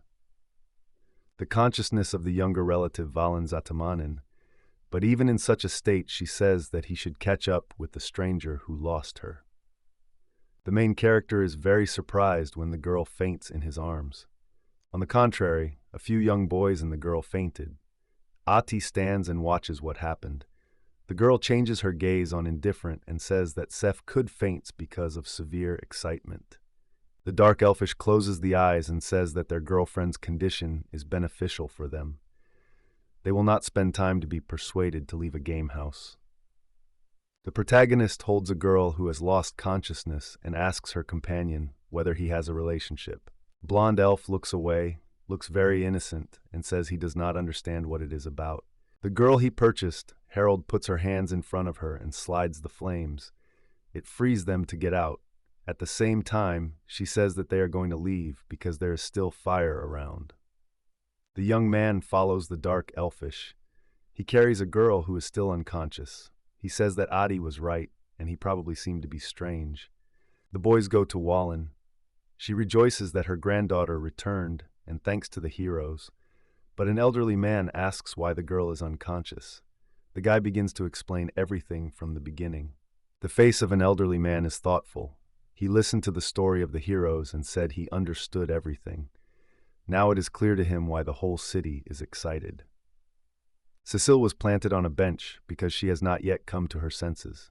Grandpa, watching all this, continues to complain. His relative was fascinated by gambling, and this led her to this condition. The face of a man changes, becomes cunning and cruel. He says he will beat his grandson when she wakes up. The protagonist confesses that he still regrets her. Harold and the Elfian returned to the arrival where they stopped. Azamati also agreed that Valenza's grandson was really regretting. The blonde goes to the owner and says she wants to wash because she was dirty during a fire. Smith agrees and decides that he also needs to go to the bathroom. After the bath, Harold presses Agyati against the wall and is very awkward. The protagonist, hugging the girl by the waist, says that the dark elfish smells pleasantly. Akanti is embarrassed by these words. Kekikut turns away and says she is very ashamed. The young man gently puts his hands on the head of the Elfian and cautiously kisses it. The girl closes her eyes and sweat appears on her face. After the kiss, the guy sits on the bed and the girl is located opposite. Her face looks like, so the hero asks what happened. The girl begins the conversation, saying that the guy is very kind to everyone. She opens her mouth and says she wants the main character to look at her more often. The heroine became so fascinated by her business that she only heard her calling Harold Smith. The girl breaks away from the lesson, begins to apologize quickly, and asks whether she has caused the hero. He replies that everything is fine. When the couple got the most interesting, they only tried to breathe evenly and remain silent. The girl and the guy ate and fell asleep, but the dream was anxious. They barely covered with a blanket. The ship is slowly swinging on calm night waves. The main character gradually wakes up. The young man suddenly comes up and thinks why he cannot fall asleep. He looks at a girl who sleeps quietly nearby and touches her elven ear, awakening her briefly. Harold pays attention to his pet who has recently been a monster. Echidna notices that her master no longer sleeps and quickly crawls to him. The animal climbs on the bed and pulls the guy by the shirt sleeve. The guy is surprised by the behavior of a pet and asks what she needs and whether she wants to show something. The main character takes a weapon with him. He says he's still to do nothing, and he follows a snake monster. Surprise says he will go with him. Walking the wooden deck of the ship, the guy asks the Yehadni whether she wants to look at the night landscape, but she gets up and pumps her head and body in different directions, showing that she is not interested. The guy begins to descend the stairs from the deck of the ship. He follows the snake, surprised by her confidence. The snake leads it down and asks whether they go to the city. Harold Smith and his favorite, whom he found the road, goes to the deck with her eyes wide open. The hero says it's a cruise liner. Ash approaches the guy and he is very surprised. In front of the guy, a small wooden building, all on fire. It shocks the main character and he loudly exclaims what is happening here. Harold still holds the weapon in his hands, retreats back, and looks at the warehouse that slowly burns. The guy is very surprised that there was a fire in this place. The guy thinks that there are no buildings nearby, so the fire is unlikely to spread further. Moreover, the building has been burning a long time ago, and the flames gradually fade. The young man stands and watches the fire cover the wooden building. He does not understand why the house has caught fire because it seems that no one lives there. Smith considers it very strange. The protagonist goes closer and realizes that it could not happen by accident, someone set. He remembers recent events and is afraid that the recent Polly is behind everything. Harold Smith hears the clatter of armor and looks around. Behind is the couple he had recently seen in the gambling house. They fought with Valens's granddaughter. The guy behind makes a tricky facial expression and prepares for conversation. The hero asks who this man is and is surprised by the stranger's clothes. The stranger asks why the hero immediately spoke, calls him a rude, and is interested in his thought. Smith says she asks because he does not know the answer. The stranger begins to get acquainted with his name and says he will tell the hero his name. He turns out to be an empire, the third son of the Count. Harold remembers where he could see him. The young man remembers the moment when the unfamiliar elf was handed over to the man in armor. It happened during the adventure of the hero in the maze. Now the guy remembered who was standing in front of him. Harold realizes that this stranger participated in recent auctions. He is aware that he was an opponent from the account, but did not expect him to be an imperative. A proud young man as a confident voice asks Smith whether he is who he is. The second young man does not understand what he is waiting for, and simply confirms the words of the interlocutor. The protagonist is interested in what the important gentleman forgot on this island. Now a familiar guy is glad that Harold has shown interest and says he will answer him. The third son of the Earl says he really can't stay in one place for a long time. It is amazing, Smith. The Imperial continues. From childhood he hears his voice in his head. The young man rolls his eyes and says that he considers his voice a divine revelation and therefore listens to him. It is this voice that is the cause of everything.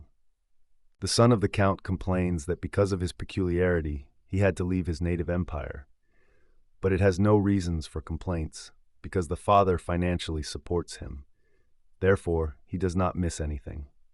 Everyone at the pier looks on black smoke from the burning building. The Imperial says that the voice in his head ordered this place to set fire to. The guy is crazy. He shouts that he burns everything he does not like, uninteresting, funny, or joyful. The son of the Earl understands everything and says that society does not like his behavior. After the arson and closeness of the Liest, he is forced to restrain himself. The main character now understands it. Harold Smith looks at the burning shack again and realizes that his new acquaintance has set it on fire, like a gaming house. But another thought appears in the hero's head. The guy says it is just his guess. But did the Imperial completely burn the house, which was in the area of the mentioned Lamiest? A new acquaintance thinks for a moment and says that such a scenario is quite possible. He even recalls something like that. The main character's eyes expand. He thinks it can be a nonsense, but it was the Imperial fire that set his house. The second guy asks that not so with his act. Harold Smith thought that after such news, his main thought would be revenge. But sighing, he realizes that he has nothing like him in his head. The hero looks at the burning house. He says that if we really speak the truth, he asks a new acquaintance to forget about this house. After that, his look becomes indifferent. A cunning expression appears on the face of the third son of the graph. He asks if he does not think the young man is better not to contact such a strange guy as he. Harold smiles kindly and says he is about to leave. The Imperial replies that he only asked, not threatened. When the guy returned and began to move away from the ship, his sword flashed near his face and left a scratch. The guy looks around and sees that the weapon belongs to the son of the Count.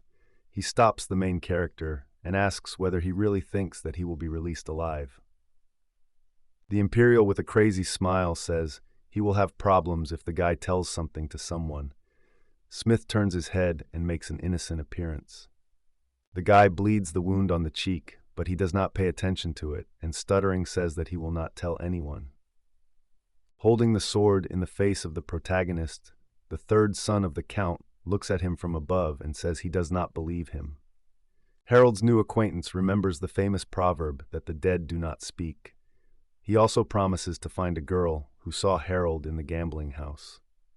The Imperial exacerbates the situation and says that the girl will not die. He threatens to leave her without extremities and bake the wound. Later, the third son of the Count is still excited. He completes a monologue, talking about Wallins's grandchildren who will give birth to a child that will become his slave. The protagonist does not understand how his new friend can speak so calmly about disgusting things. Harold Smith recalls that Cecil is strong and most people will not stand it, but she would cope with this night. However, he still cannot escape. The guy is looking for his pet with his eyes and thinks that one must hide him so that no one noticed. But he sees that the pet has already hid before he had time to blink. While the hero is distracted, the enemy uses and attacks it. He cuts the air with a sword and screams the hero not to yawn. The decisive action returns the hero to his senses. The young man turns sharply and strongly strikes the sword on the opponent's weapons. It is amazing the second. The Imperial recedes, stunned. He laughs sarcastically and says that the protagonist has standed his blow well. Then Harold is aware of one important opinion. The young man decides that the third son of the graph is weak, so there is no point in fighting him. Smith's rival begins to laugh insanely and tries to hit him. The young man calmly evades and takes away strokes. It makes it easy, effortlessly. The guy continues to beat the enemy at the same speed. He asks why he just stands and does not answer the blows. The guy says, "So young, just attack." The protagonist does not want to fight him at all, so he closes his eyes and thinks that his opponent is not new. Smith hoped to become something like the last test for him. Harold looks at the Elfine and understands that the problem is probably in it. Through her, Cecil began to suspect something. The young man gently strikes the guy with the arms. He falls forward without resistance. Then the hero looks at the girl and sees how she puts her hands in a gesture. Smith turns to her and sees that she laughs abuse. He realizes that she rejoices in the defeat of her owner. The protagonist believes that the Imperial is unlikely to treat his subordinate well. Now it is not surprised by her reaction. The Imperial warrior breathes hard due to a sudden attack. Then he takes the sword and says that the opponent is quite strong. He raises his weapon and warns that he will now fight much more seriously. The third son of the Earl rushes to Harold Smith with a cry and is swollen by the sword. But Harold quickly evades and beats the second guy on his head. He falls to the ground and loses consciousness. The protagonist hopes that he will now finally be left alone. He sights the edge of the spear on the guy and thinks whether to get him. Harold hears a sharp cry. It is suitable for the fair-haired Elfian. She points to her collar and says that until the master removes it, you will not be able to harm him, especially to kill. The third son of the Count is still unconscious. The hero hesitates because he does not know what to do with him. The elf still shows his collar. The young man looks at the enemy who lies in front of him in an unconscious state. He takes the spear and says he agrees not to kill him. The elfin thanks him for this decision and for science. She explains that she could not even get rid of because the collar was immediately activated because of such action against the owner. The stranger thanks him once again and does not understand how her weak owner got to the maze, where he took possession of it. The girl with a clear disappointment says that if it were not for her, the emperor would have long been in this world. She also notices that he is a real pyromand. The hero is surprised by her words. While the guy approached the young man, the girl complained about life and offended her master. With her behavior, she knocked Gabriel out of the panther. He thought it was a very rough girl. Smith begins to bind the third son of the count and says he does everything right. The unfamiliar Elfian looks surprised and asks what he is doing. Subsequently, the girl begins to shout because the young man tied her rope. She does not understand why she is tied up too, so she thinks that the guy mocks her. The protagonist binds the son of Count and the Elfius together. The Elfian shouts that Harold is quite crazy because the first guy is the Imperial, so she may have problems. In addition, the collar is still on it. Smith scratches the nape of the nape and says he cannot ignore the opponent because he can set fire to something. The Elfian begins to shout that the boy is not sorry for the boy. Meanwhile, he hangs a plaque on an unconscious young man where he has written that he was pyroman.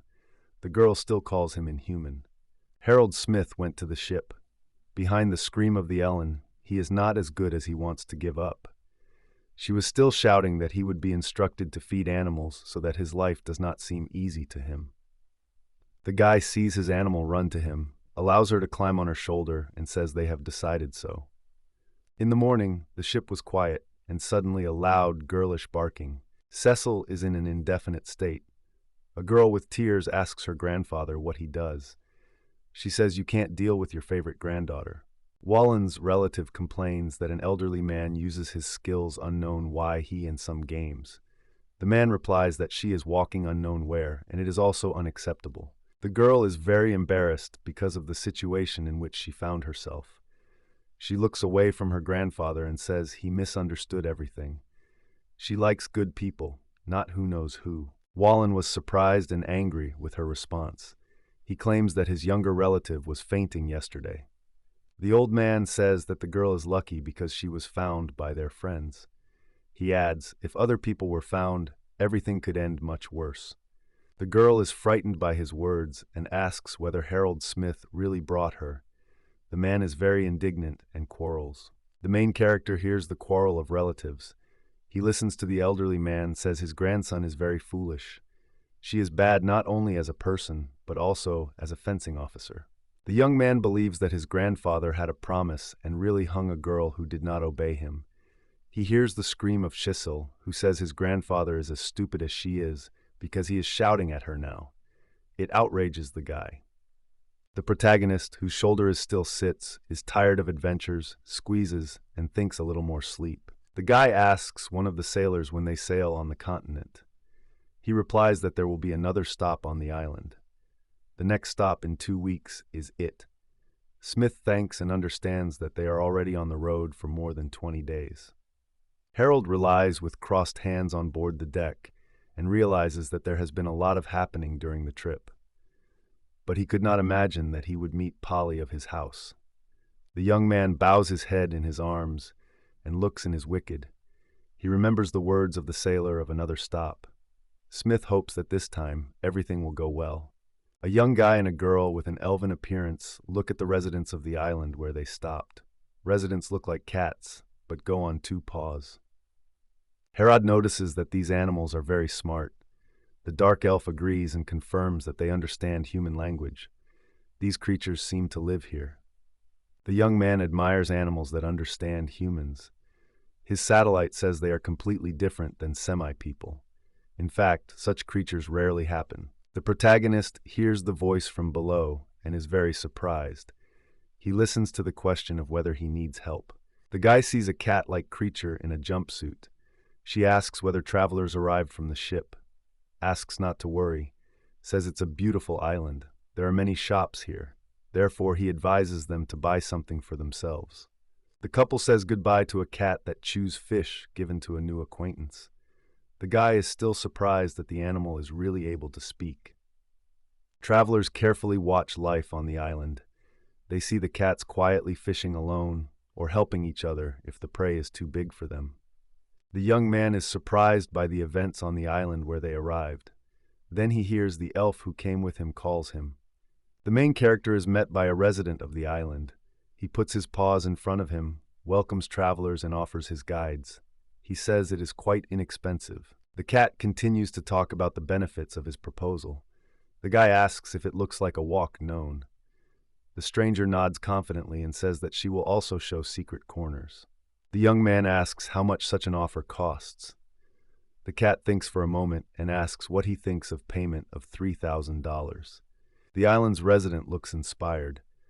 But when Harold thinks of his services longer than necessary, the cat's smile disappears. The first tears appear in his eyes. The cat clings to claws for the guy's pants, and with tears in his eyes, asks two travelers to agree to his offer, because he has no work and means to live.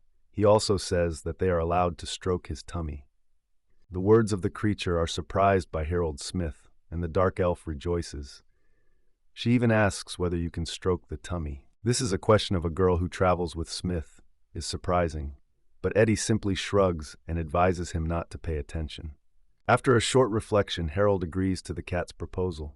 The cat rejoices and asks if it is true. The young man recalls that the creature has promised to pat. After that, the cat falls on his back. The young man returns to her girlfriend and tells her to start stroking the cat if she wants it. She adds that she should not be ashamed. The blonde knees. They immediately lies a fluffy creature. She says not to iron her so much, but she wants even more attention. The girl says she is very fluffy. The main character smiles and is glad that the dark elfie likes to iron the cat. A little later, the animal begins a tour. She leads the hero to new places and shows sights. Then they go to a souvenir shop. This excursion is completed. The guy sincerely thanks the conductor and honestly gives him the money earned. Thanks for this, the conductor. But the next moment, Cat's gait changes.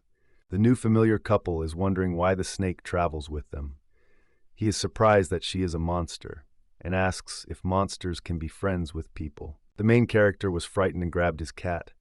The cat reassured him, saying not worrying. He promised to tell him nothing and assured that there were no reasons for anxiety. The creature looks at the smith's shoulders again. Thinking, he says, "Echidna seems reliable, but he is not yet sure." Here travelers, together with the conductor, hear a loud sound and rotate. Not far from them in the reservoir, an unfamiliar cat drops and calls for help. Friends of the animal who fell into the water stand on the pier. They say it's bad. They look down and say their friend is unable to swim, like all cats. The characters, along with a new acquaintance, come closer and see that animals are still panic. They scream about danger and complain that their friend will sink without help. Harold Smith realizes that he should help. He throws a bag so you don't get wet. He says the elf that will soon return and jump into the water. The saved kitten was sitting on the pier and spitting the water that got into it when she tried to get out of the water. The creature sincerely thanked the protagonist for salvation. The young man sat and listened to it while the dark elf wiped it with a towel. The next moment was attacked by other cats, friends saved. They hugged him and asked to accept their gratitude. The cat, which was previously the conductor of the couple, saw everything. Then he approached the guy and said that he was a good man. After he saw, the cat was convinced of it again. The heroes rescued the inhabitant of the island. The conductor, having made a mysterious look, said that he would show the boys a place that he had never shown anyone before. The words of the cat were surprised by both the boy and the blonde. They asked once again whether he really wanted to take them to a secret place. The cat confirmed it and said that they wanted them to talk to someone. The conductor said there is someone who does not like to show people and speaks only with himself. Ada and Harold looked at the cat in surprise and listened further. The cat said an unknown had to talk to someone else and decided that she was not mine to talk to them. The dark elf looked closely at her master. He asked the cat what to do to meet the mysterious friend of their acquaintance. The cat was not looking for him to follow him. The heroes went the slope of the mountain on the outskirts of the island by the sea. They were carefully moving with a narrow path. The conductor warned, "You need to be careful, otherwise you can fall." The cat told stories about the hell that lives at the foot of the slope in the castle. He said that if the boys fall there, they would not return. but it is considered prejudice. After a moment, the muzzle of the animal relaxes, a smile appears on it. He innocently says that couples should not be believed in such stories. After a while, a group of travelers with conductors stopped at a level. The cat said they came where they needed. The main character, the elf and the cat, stopped on the bay and admired the landscape. The young man noted that where they came from, no one. The cat pointed to the water and said that a mermaid was now floating. Guys have to talk to her. It surprised several tourists. The guy asked if the mermaid must come to them. The girl said she had never met mermaids before. Agati said she had once heard about the lake at the lower level of the maze where mermaids live, but she did not know that mermaids could be on the surface. The protagonist mentioned the words of his companion, repeated them mentally. Then he decided that they would meet with whom they would meet can be a monster who escaped from the maze. The cat stood up for a friend and said he wanted to introduce everyone to the local mermaid. It sailed to the island from the far south. The creature continued to tell me enthusiastically that the mermaid is very calm and can speak. Then the cat won the young man and asked him not to worry and trust him. I immediately came a splash of water. A mermaid came from the depths. She straightened her hair and threw it back. The mermaid looked at the guests who came to her. The animal immediately ran to her girlfriend Mia. The cat called the girl named Anonella and happily reported that she had flowed to her today.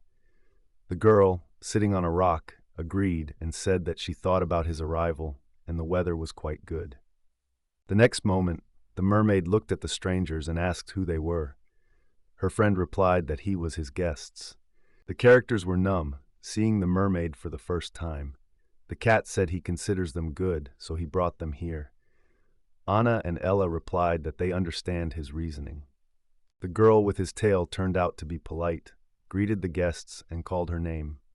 The young man and the dark elf was said that they were glad to meet, and they introduced themselves, calling their names. The mermaid felt pleasant and called them polite, but noticed that they did not look surprised. Suddenly, a butterfly with a tail, like a fire, sat on the girl's hand. It did not surprise Ananella, but the guy was amazed. Gabriel looks at the elf, which stands on her right shoulder. She looks confused and begins to apologize. Akin, looking away, says it was her butterfly. The mermaid, holding an insect on your fingers, claims that it looks like magic to check hostility or something like that. Then she asks if the girl's doubts disappeared. The dark elfish said she was not experiencing a threat. If she offended the mermaid, she apologizes. The girl sitting on a stone said she saw nothing wrong with her actions. The second girl did not attack her. She just wanted to find out whether a cat's friend is a bad person. The main character smiles. He corrects Panama on a blonde and says he was sure that the girl had nothing wrong with thought. The mermaid asks not to mention these events. She says it's okay. Her girlfriend Sabani said they were good people, so it's true. The next second, Silaboni becomes between Tolkien's boys and asks why they just stand. Then he lifts his paws and says they need to start talking fun. The conductor sits on a deck with a mermaid and tells one of his stories. The mermaid laughs at him and says he is funny. The beast is embarrassed from her words, and the guy laughs at him. The young man realizes that at first they were awkward to communicate with new acquaintances, but later they spoke freely. He also notices that the place where they are is very beautiful. The protagonist gets out of place and asks a cat and a mermaid to allow him to admire the landscape with the elf. After that, the couple goes to the very edge of the shore and admire the beauty of the place. The blonde stands by the water, pronounces the name of its owner, and apologizes for its stubbornness. The young man says that Ati is not guilty and has nothing to apologize because she did everything for their safety. Harold could not do it, so thanks the elf. The girl notes that the mermaid is strong because she felt her magic with her body or skill. The hero looks away. Shilai says it would be good if he could do it because it is useful, but the blonde notices that the guy has her for it and asks if it is not enough. The girl's words make Harold Smith look confused. He answers the questions negatively and once again thanks the companion for caution. The conversation is interrupted. The couple distracts the vowel of a new acquaintance and his exclamation, who asks whether they tell him the truth. The mermaid says that the place from the legends said to the cat really exists. This place is the castle at the bottom of the sea. The animal is still surprised by this news and exclaims that the castle at the bottom of the sea really exists. Annanella continues the story of how she became interested. She looked inside and saw that someone was there. The cat thinks whether the devil himself was there. These words force a girl with a tale to think. She replies to a friend who doesn't know who was there, devil or someone else. The mermaid remembers who she saw and imagines his silhouette. She confidently claims that the stranger's aura was not good. The words of the second scare the cat. He says that all the residents of the island must first be warned of danger. Ela calls him twice, asking to stop. She sees nothing wrong with what he talks about, all the inhabitants. But how will he explain to them? Where does this information come from? After all, he will have to talk about a girl with a fairy tale. The cat understands what mistakes he almost made. He says his girl is actually a monster. If they find out on the island, there will be trouble. The new girlfriend of the boys confirms the words of his acquaintance. She says people can call her a monster or even a devil. She believes that virtue is good, but advises to think about the girl's situation. The main character sees everything and hears the conversation. He becomes interesting, but he realizes that he is a stranger here, like an elf. To interfere with curiosity would be impolite. The light creature does not understand what to do in this situation because of its size. The mermaid agrees with him and says that it takes time to come up with a plan of action. The girl with his tail raises her hand to her head and says he does not know if the stranger is dangerous. She wants to go to the castle again at the bottom of the sea to find out for sure. Sabin looks kindly at the mermaid and asks her to be careful. The girl smiles and says her friend is very good and she appreciates it. A couple of travelers watch this scene closely. At this time, Sissel and her grandfather are sitting in tavern. The girl says that he did not have to go with her at all. Grandpa insists. If it did not go, she would have gone something again. She replies that she asked him to stay at home. The girl lifts a fork with food to her mouth and asks why her older relative has a back. He thinks about the answer and already wants to say something, but he is distracted by the people who come to the tavern. Cecil eats sitting with his back to the door. The man sees how Harold and the dark elf come. He says a young man came. The guy welcomes Wallen and notices the careful look of a blonde girl. The next second, the old man says he is able to protect the secrets. He turns to Anyati, who has just gone. The elf K gives you that does not understand the words of a man. She smiles cute and says she doesn't understand why he says so. Nothing happened. She considers this feature wonderful. The granddaughter of a man who has just said, and the protagonist looks at the talking couple with distrust. Cecil proposes to join the family dinner. Everyone looks around. The fair-haired man says that there are really many cats in the tavern. She sees smart animals for the first time. The grandfather replies her grandfather that her ignorance is not surprising because she was never out of the house. He has traveled the world since childhood, so nothing is surprised. The old man says that nothing has changed on this island. He was here 30 years ago, and everything remained the same. Harold Smith is interested in why this man came to the island. Ask whether it's a secret. He closes his eyes as if he were plunging into memories, and he said he was looking at this island on the way because his wife wanted to travel the world. The protagonist is wondering where this husband's wife is now. The husband, crossing his hands on his chest, says his wife died. This trip was her last request because she had not long to live. The grandson immediately repeats the words of the relative and asks if it was her grandmother. He then explains to the boys that her grandmother was not before her birth. The young man is wondering that he learned about it before and apologizes for his curiosity. He says that it is probably unpleasant to mention this event. A fuzzy expression appears on the old face. It is impossible to understand whether he misses or not. He replies that all is well. His wife was very fun, so he does not want to be upset. The conductor changes the topic of conversation and reports that there is a prejudice on this island. It is very surprising by Wolin and his granddaughter. The girl says she hears for the first time about the castle at the bottom of the sea. The grandfather is increasingly inspired and explains that he has already heard about this castle. The old man begins the story. Then it was easier for him to move, so he went to look for a castle. This news is amazed by Cecilia. The protagonist begins to ask many questions. He asks whether it is all the truth or the castle was really at the bottom of the sea, as the man was looking for him. He tells the guys looking for the castle, cutting the sea with a sword. Gavriel and the dark elf are confused. The man stumbles his eyes and scratches the temple. He says he did not want to scare local seals, so he acted at night. But it was very dark. Valent's granddaughter holds a fork, looks at him and asks if he is lying. Valent denies and asks why he should do it. The old man crosses his hands on his chest and sighs, because he has already told the beginning of history. But the listeners will not even get a hint of seriousness. Volin says that guys need to become much stronger if they want to know more. The granddaughter promises that she will try to do it, and it suits her grandfather. The old man starts a new conversation. He says they will soon arrive on the continent. Probably on land their paths will disperse. The man says he is not sure whether he can say goodbye. Therefore, he says in advance that he was fun with a couple of travelers. The couple goes to the southern continent. Volin and his grandson are moving to the western part of the western continent. The words of the old cause a sincere smile on the face of the protagonist.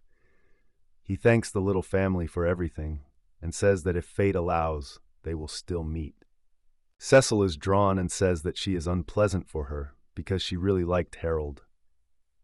At this point, her mouth closes her hand in a glove belonging to her grandfather. The man closely monitors the reaction of the elf. At this point, his grandson breaks out of his hands and asks what his grandfather does. He says she can't say that way. The young man seems to be afraid of Ashiti. The next day, the couple sits on the bed in their cabin. The Elfian in the arms of the young man says it will be happy if he hugs her stronger. The guy agrees. Suddenly, the characters notice the look in the windows of the cabin directed at them. They are aware that this is their familiar mermaid watching them closely. Harold Smith unbutters her hands that were on the girl's body before and leaves her name. He is still confused in his thoughts. The dark Elfin and the main character do not understand what he wants. Assimilate guesses that the girl wants to talk to them. The characters quickly dress and come to the beach. There they meet a mermaid. She apologizes for worried about them. The boys answer that all is well and ask what happened. A girl with a tail awakens steam. She says Gabriel that he seems to be beating well. He also believes that the elf, most likely, is able to spell. Both agree. The mermaid tells that during the trip, she saw a strange creature she had already met earlier. At first, she thought that he was as safe a monster as she herself. But a little thinking, Ananella says he now does not consider this creature safe. She heard the murmur humanoid that more bones were needed. The protagonist summarizes and asks a mermaid whether she wants to ask him to help cope with this creature. He clarifies whether she wants to make him fight. The young man asks why the girl is involved in the battle. He says it's better not to swim there. The tailed girl is surprised and offended. Listening to the guy, the girl beats the tail on the water and says that her hairy friend can have big problems. The mermaid is fiercely looking at the couple that stands in front of her. The elf Kea is ready to protect your owner at any time. She has already prepared a gun. The water resident understands that she has done something wrong. Anella screams and begins to apologize to the couple. The young man stood in front of a dark Elfian who was ready for battle and said that everything was fine. He did not think about his words. Harold realizes that friends cannot be left in trouble. A girl with a tail tilts her head and puts her hand on her chest. She sincerely asks new friends to save Saban because he is very expensive. The mermaid, still excited, says that she will not replace the sun's sunrise she saw on this coast with her tails. The protagonist looks like Ananella. He looks at the girl who said earlier and sees tears in her eyes. The dark elfish, which is still silent, looks at the owner and calls his name. It makes Harold get out of thought. The guy squeezes his lips and agrees to help in this situation. His words are forced to open his eyes and stop crying. The Elfian, in turn, says he will go with him. The girl wipes tears from the depths and says she wants to thank Smith. She smiles widely and openly. Under the sound of quiet waves, the heroes fall deeper into the bottom of the sea. They are in a special bubble that does not burst even from touch. The dark elf and the helot were surprised because they have not seen such a bubble before. It helps them to store oxygen. In the bubble, they follow the mermaid. The elf is still looking around. Herati says it is very strange. He did not even know that a girl with a tail was capable of such witchcraft. The main character lifts his eyes and feels the bubble in which it is. He concludes that even underwater transport is not a problem for them. He then asks what they will do when they arrive at the castle. A girl with his tail smiles at Harold's words and asks her to trust her. She claims that he has the magic of water. The couple in the bubble and the mermaid that accompanies them approach the underwater city. Blonde named like her companion is stunned by the image in front of her.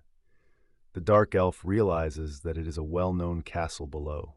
The protagonist looks around and sees that his supporter begins to spell. The couple notices how the water around the underwater castle trembles from tension. In a moment, a protective barrier looks like the one in which they are now. The young man gently steps on the ground when a bubble screams around him. He says he is very surprised as the water around the castle went away. Now they go ordinary land. Audi looks inspired and says it can also repel water, but then it is upset because it is not as large as it was before. The mermaid hears their conversation and says that it is prone to water magic, but even among them, few can match it. The girl reports that she will have to take on a human form. After a moment, she has a leg instead of a tail. Blonde elf looks at this witchcraft with surprise and asks if it is magic too. The mermaid replies that it is more like a racial capacity. The mermaid realizes that they had to be seen. Now they need to be very careful. Three guys carefully go into the gate of the castle. The young man looks around and sees that the castle is neglected and very old. Then they go into the big hall. The mermaid, which recently received her legs, confidently points to one of the arched holes and says that the boys need. After that, everyone goes to another corridor, where at the end they meet a table with an old dish. Suddenly, a butterfly appears near the blonde that surprises its creator. She informs her owner that the butterfly responds to something further down the corridor. After passing through another large arch, three travelers go into the space. The protagonist notices it. Suddenly, Azanti calls him named and warns that there is something above, calling to be careful. In a moment, an unknown creature attacks the guy from above, and he begins to run. The guy looks around and sees that there is a huge hall behind him. The protagonist puts a weapon in front of him and prepares for the attack of an unknown creature, but something knocks him out of the panther. He sees bones. The guy understands that the industry has given the shape of a person with the help of many bones. The young man turns his head to the mermaid that now has his legs and asks if she saw this monster before. The blonde replies that she saw someone else last time, not this golem. Harold Smith looks at the dark elfine. It stands in the battle rack and is comfortable with weapons ready to defend itself. He notices, apparently, there is a magician who controls this monster. The ghoul continues to look aggressively at travelers. Something begins to glow on his chest. The bones diverge a little, and the eye is visible. It knocks from the panther and Harold and his elf. The young man is not sure what he just saw, but the elf immediately denies his doubts and says she also noticed it. She summarizes that the sorcerer sits inside the monster himself. In addition to the eye, a sinister smile is visible through the bones. The company understands that the creator of the golem is confident in his abilities, considers his creature indestructible, and therefore believes that it is safe inside it. The guy says that first you need to deal with the monster, otherwise not to get to the creator. But Ajuni denies. She thinks it is not true. It is enough to cope with who inside. The blonde stands in a battle rack, gives a gun to a creature and shoots. 2 balls fly directly into the golem.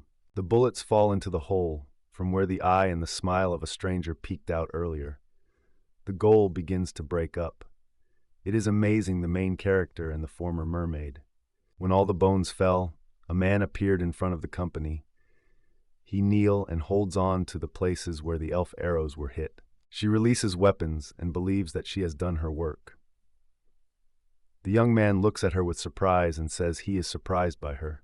Elfriport says that companies are lucky. A goal is made of bones, and such creatures have many cavities.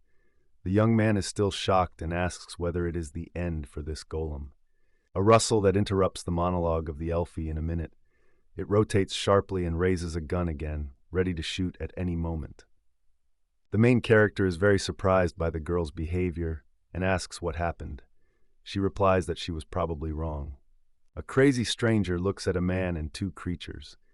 He says that the man's face is the question of why he was not injured. Further, the man asks whether he needs to tell these characters his story. The white man says only a word that concerns necromantists. Elf explains that they often rot their bodies and become numbers. He is probably one of them. The girl adds that several balls are definitely not enough. The blonde looks at the bones left after the monster. She says that only a necromant can only create a golem from bones. The dark elf returns to his master and says that the golem can be defeated only by destroying his nucleus. Here she is interrupted by a stranger, asks what she is talking about, but his words break the shots of a girl from a gun.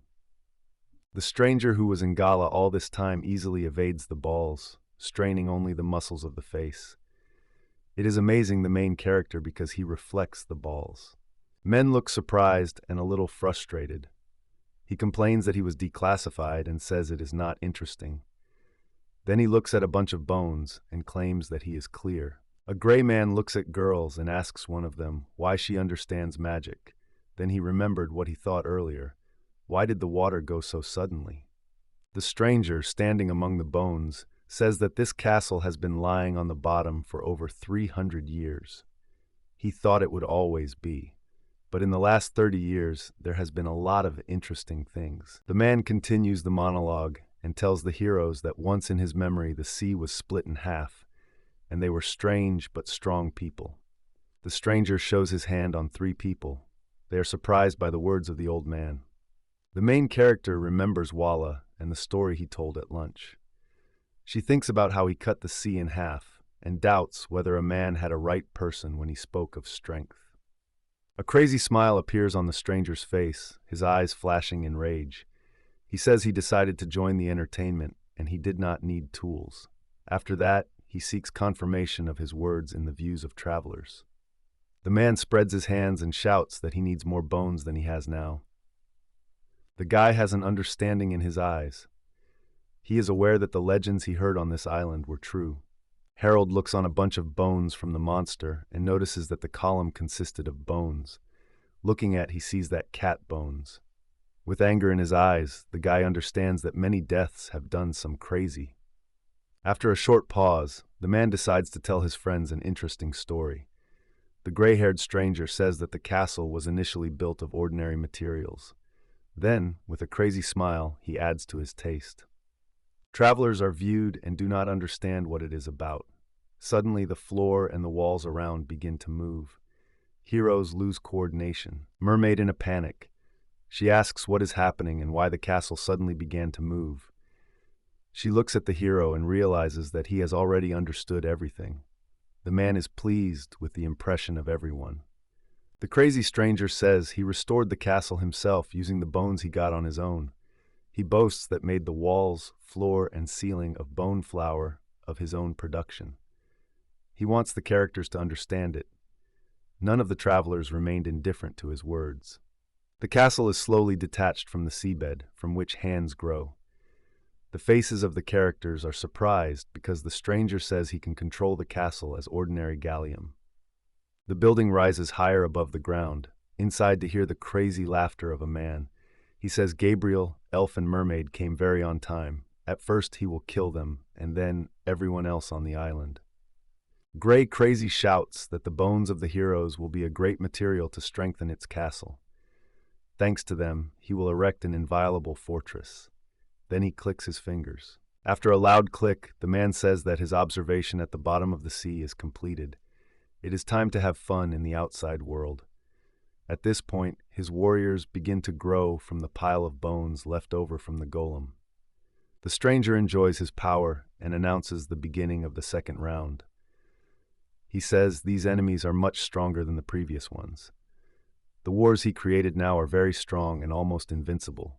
The man approaches the young man and says that thanks to large stocks in the form of a whole castle, he can endlessly create new golems.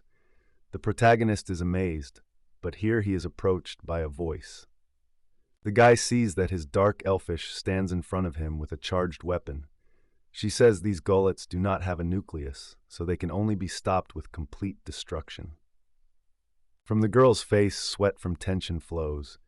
She says this crazy stranger does not lie about their density. It can create them endlessly from the bones from which its castle is built. After these words, the girl suddenly stops, and her face becomes serious. Harold sees this and sadly says that it will not be easy to destroy the golem.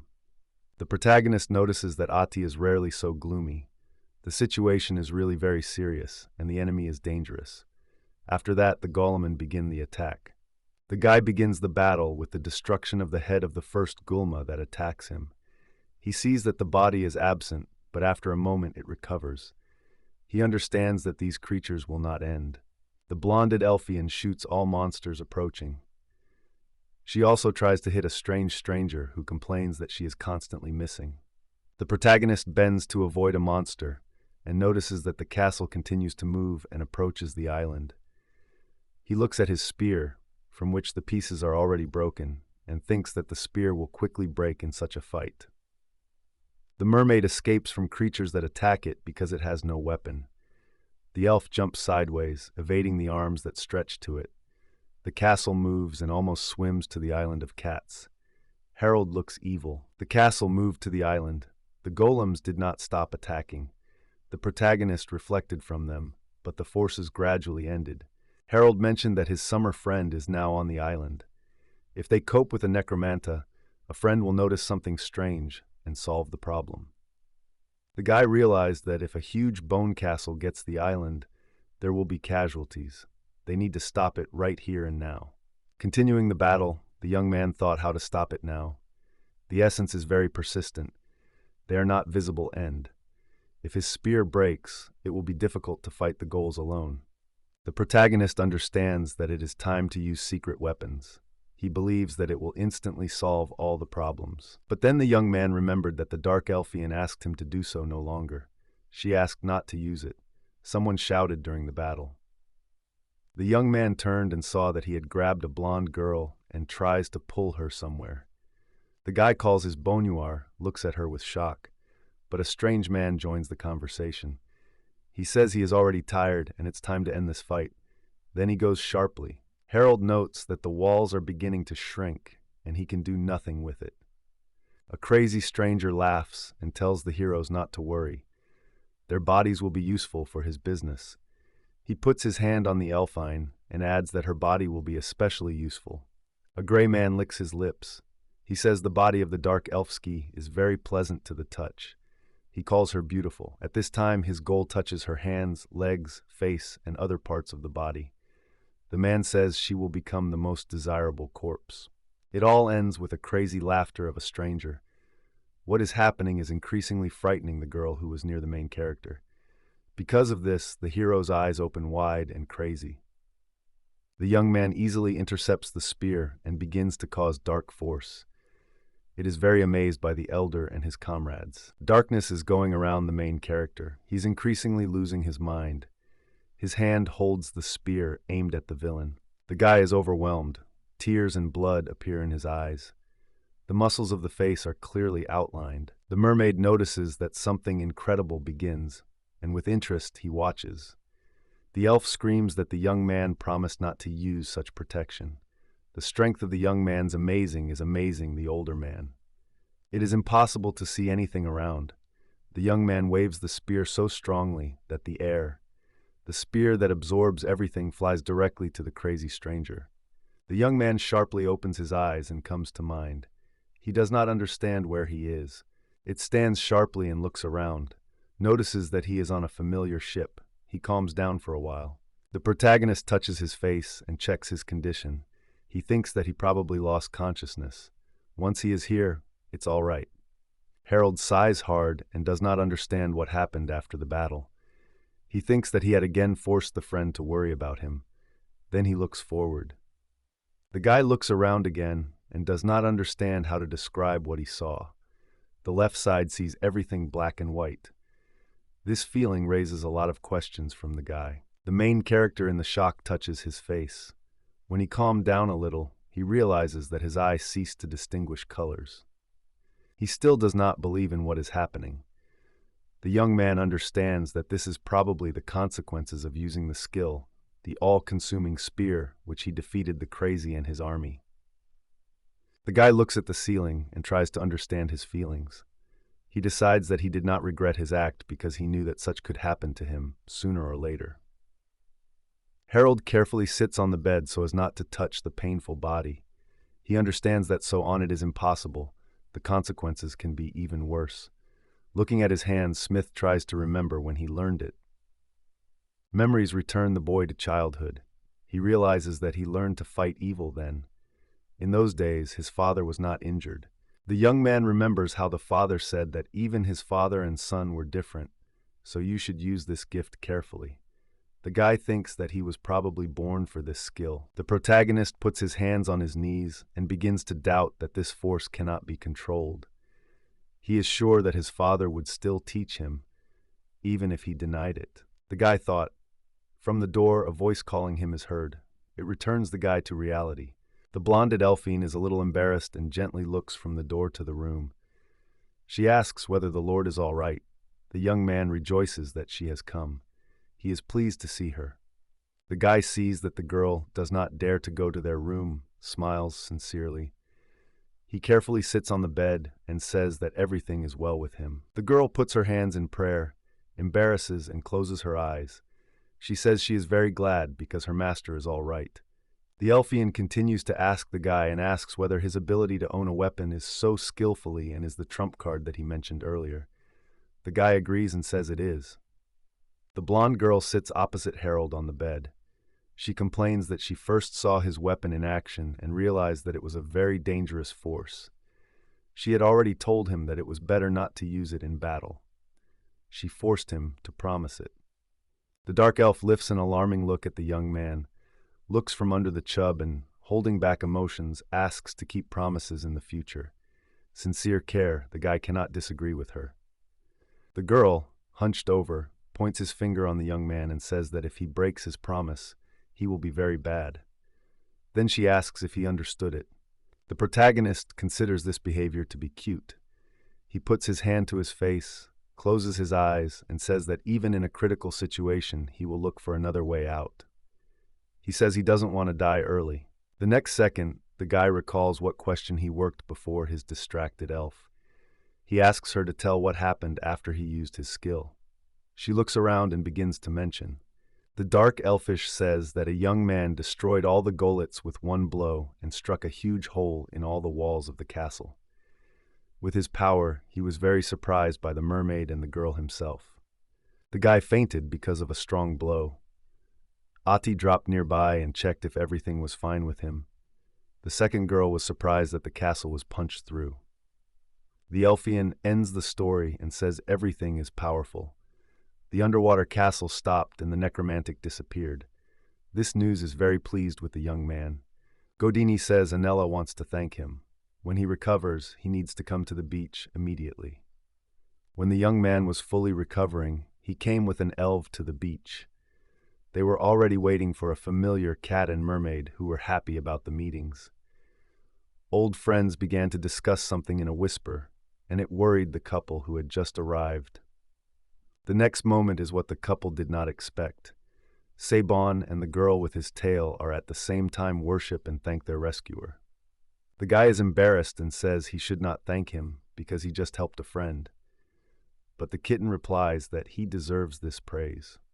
The cat happily waves his paws and says that the young man saved him and the whole island. It can now be called a rescuer because peace has been preserved on the island. The mermaid strokes a friend on his head and thanks that the boys were defending him. She is very happy. Harold and his friend is very pleased that they are missing. They find it wonderful. A girl with his tail looks at a fluffy friend and asks him to do something. He agrees. All these actions are surprised by travelers. The mermaid with a girlfriend begins to pull something because of the stone on which they used to sit. At first, Smith does not see what they take out, but when he considers the subject, he is amazed.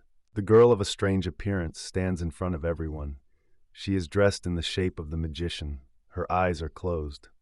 The protagonist recedes with indignation and asks what it means. 70 replies that they prepared a gift for a sign of gratitude. The hero is indignant at the girl and says that gratitude is good, but their gift is a person. Then the guy opens his eyes wide, looks and denies his assumption, because it is a doll. It is made very skillfully and similar to a real person. The mermaid begins to brag that after that battle she has long searched for a guy for a gift for a long time in the sea. This is a thank you for his act. The girl with his tail says she first thought about a large pearl, but her fluffy friend refused her. He said it was better to give something rare. The cat and the girl do not understand that they did something wrong. They smile innocently and look at the main character. The guy accepts their gift that is very surprising his straightforward friend. He says he realized why he was presented with this doll, so he finally thanked them. The couple leaves the shore and returns to their ship. Their stay on this island is over. They rise to the deck and hear a cry, which warns of sailing. The protagonist and the dark elf are glad that they also came to the pier to accomplish their ship. Then, when I returned to the cabin, they stopped at the door and opened them a little, but did not go inside. A familiar mermaid waves them through the window in the wall of cabins and then sails. Harold looks at her companion and notices her careful look. Then they pay attention to a gift from their good friends. The guy asks what to do with a doll. Elf explains that he does not know how to do better. The doll sits quietly on a chair. Her eyes are closed, her arms folded on her knees. The guy notices that there is little space for her. He was inconvenient to refuse, so he received a gift. He approaches the doll, touches her hand, and says that she is of good quality. Collectors may want to buy it. The next moment, the doll suddenly opens his eyes and looks at the young man. It is very scared of the main character. The girl who just was a doll begins to move. She lifts her hand to her mouth and says she doesn't know where she is. Then he asks, "What's a place?" A stranger with an innocent look lifts the look, sees Harold and the blonde Elfie. Then she asks who they are.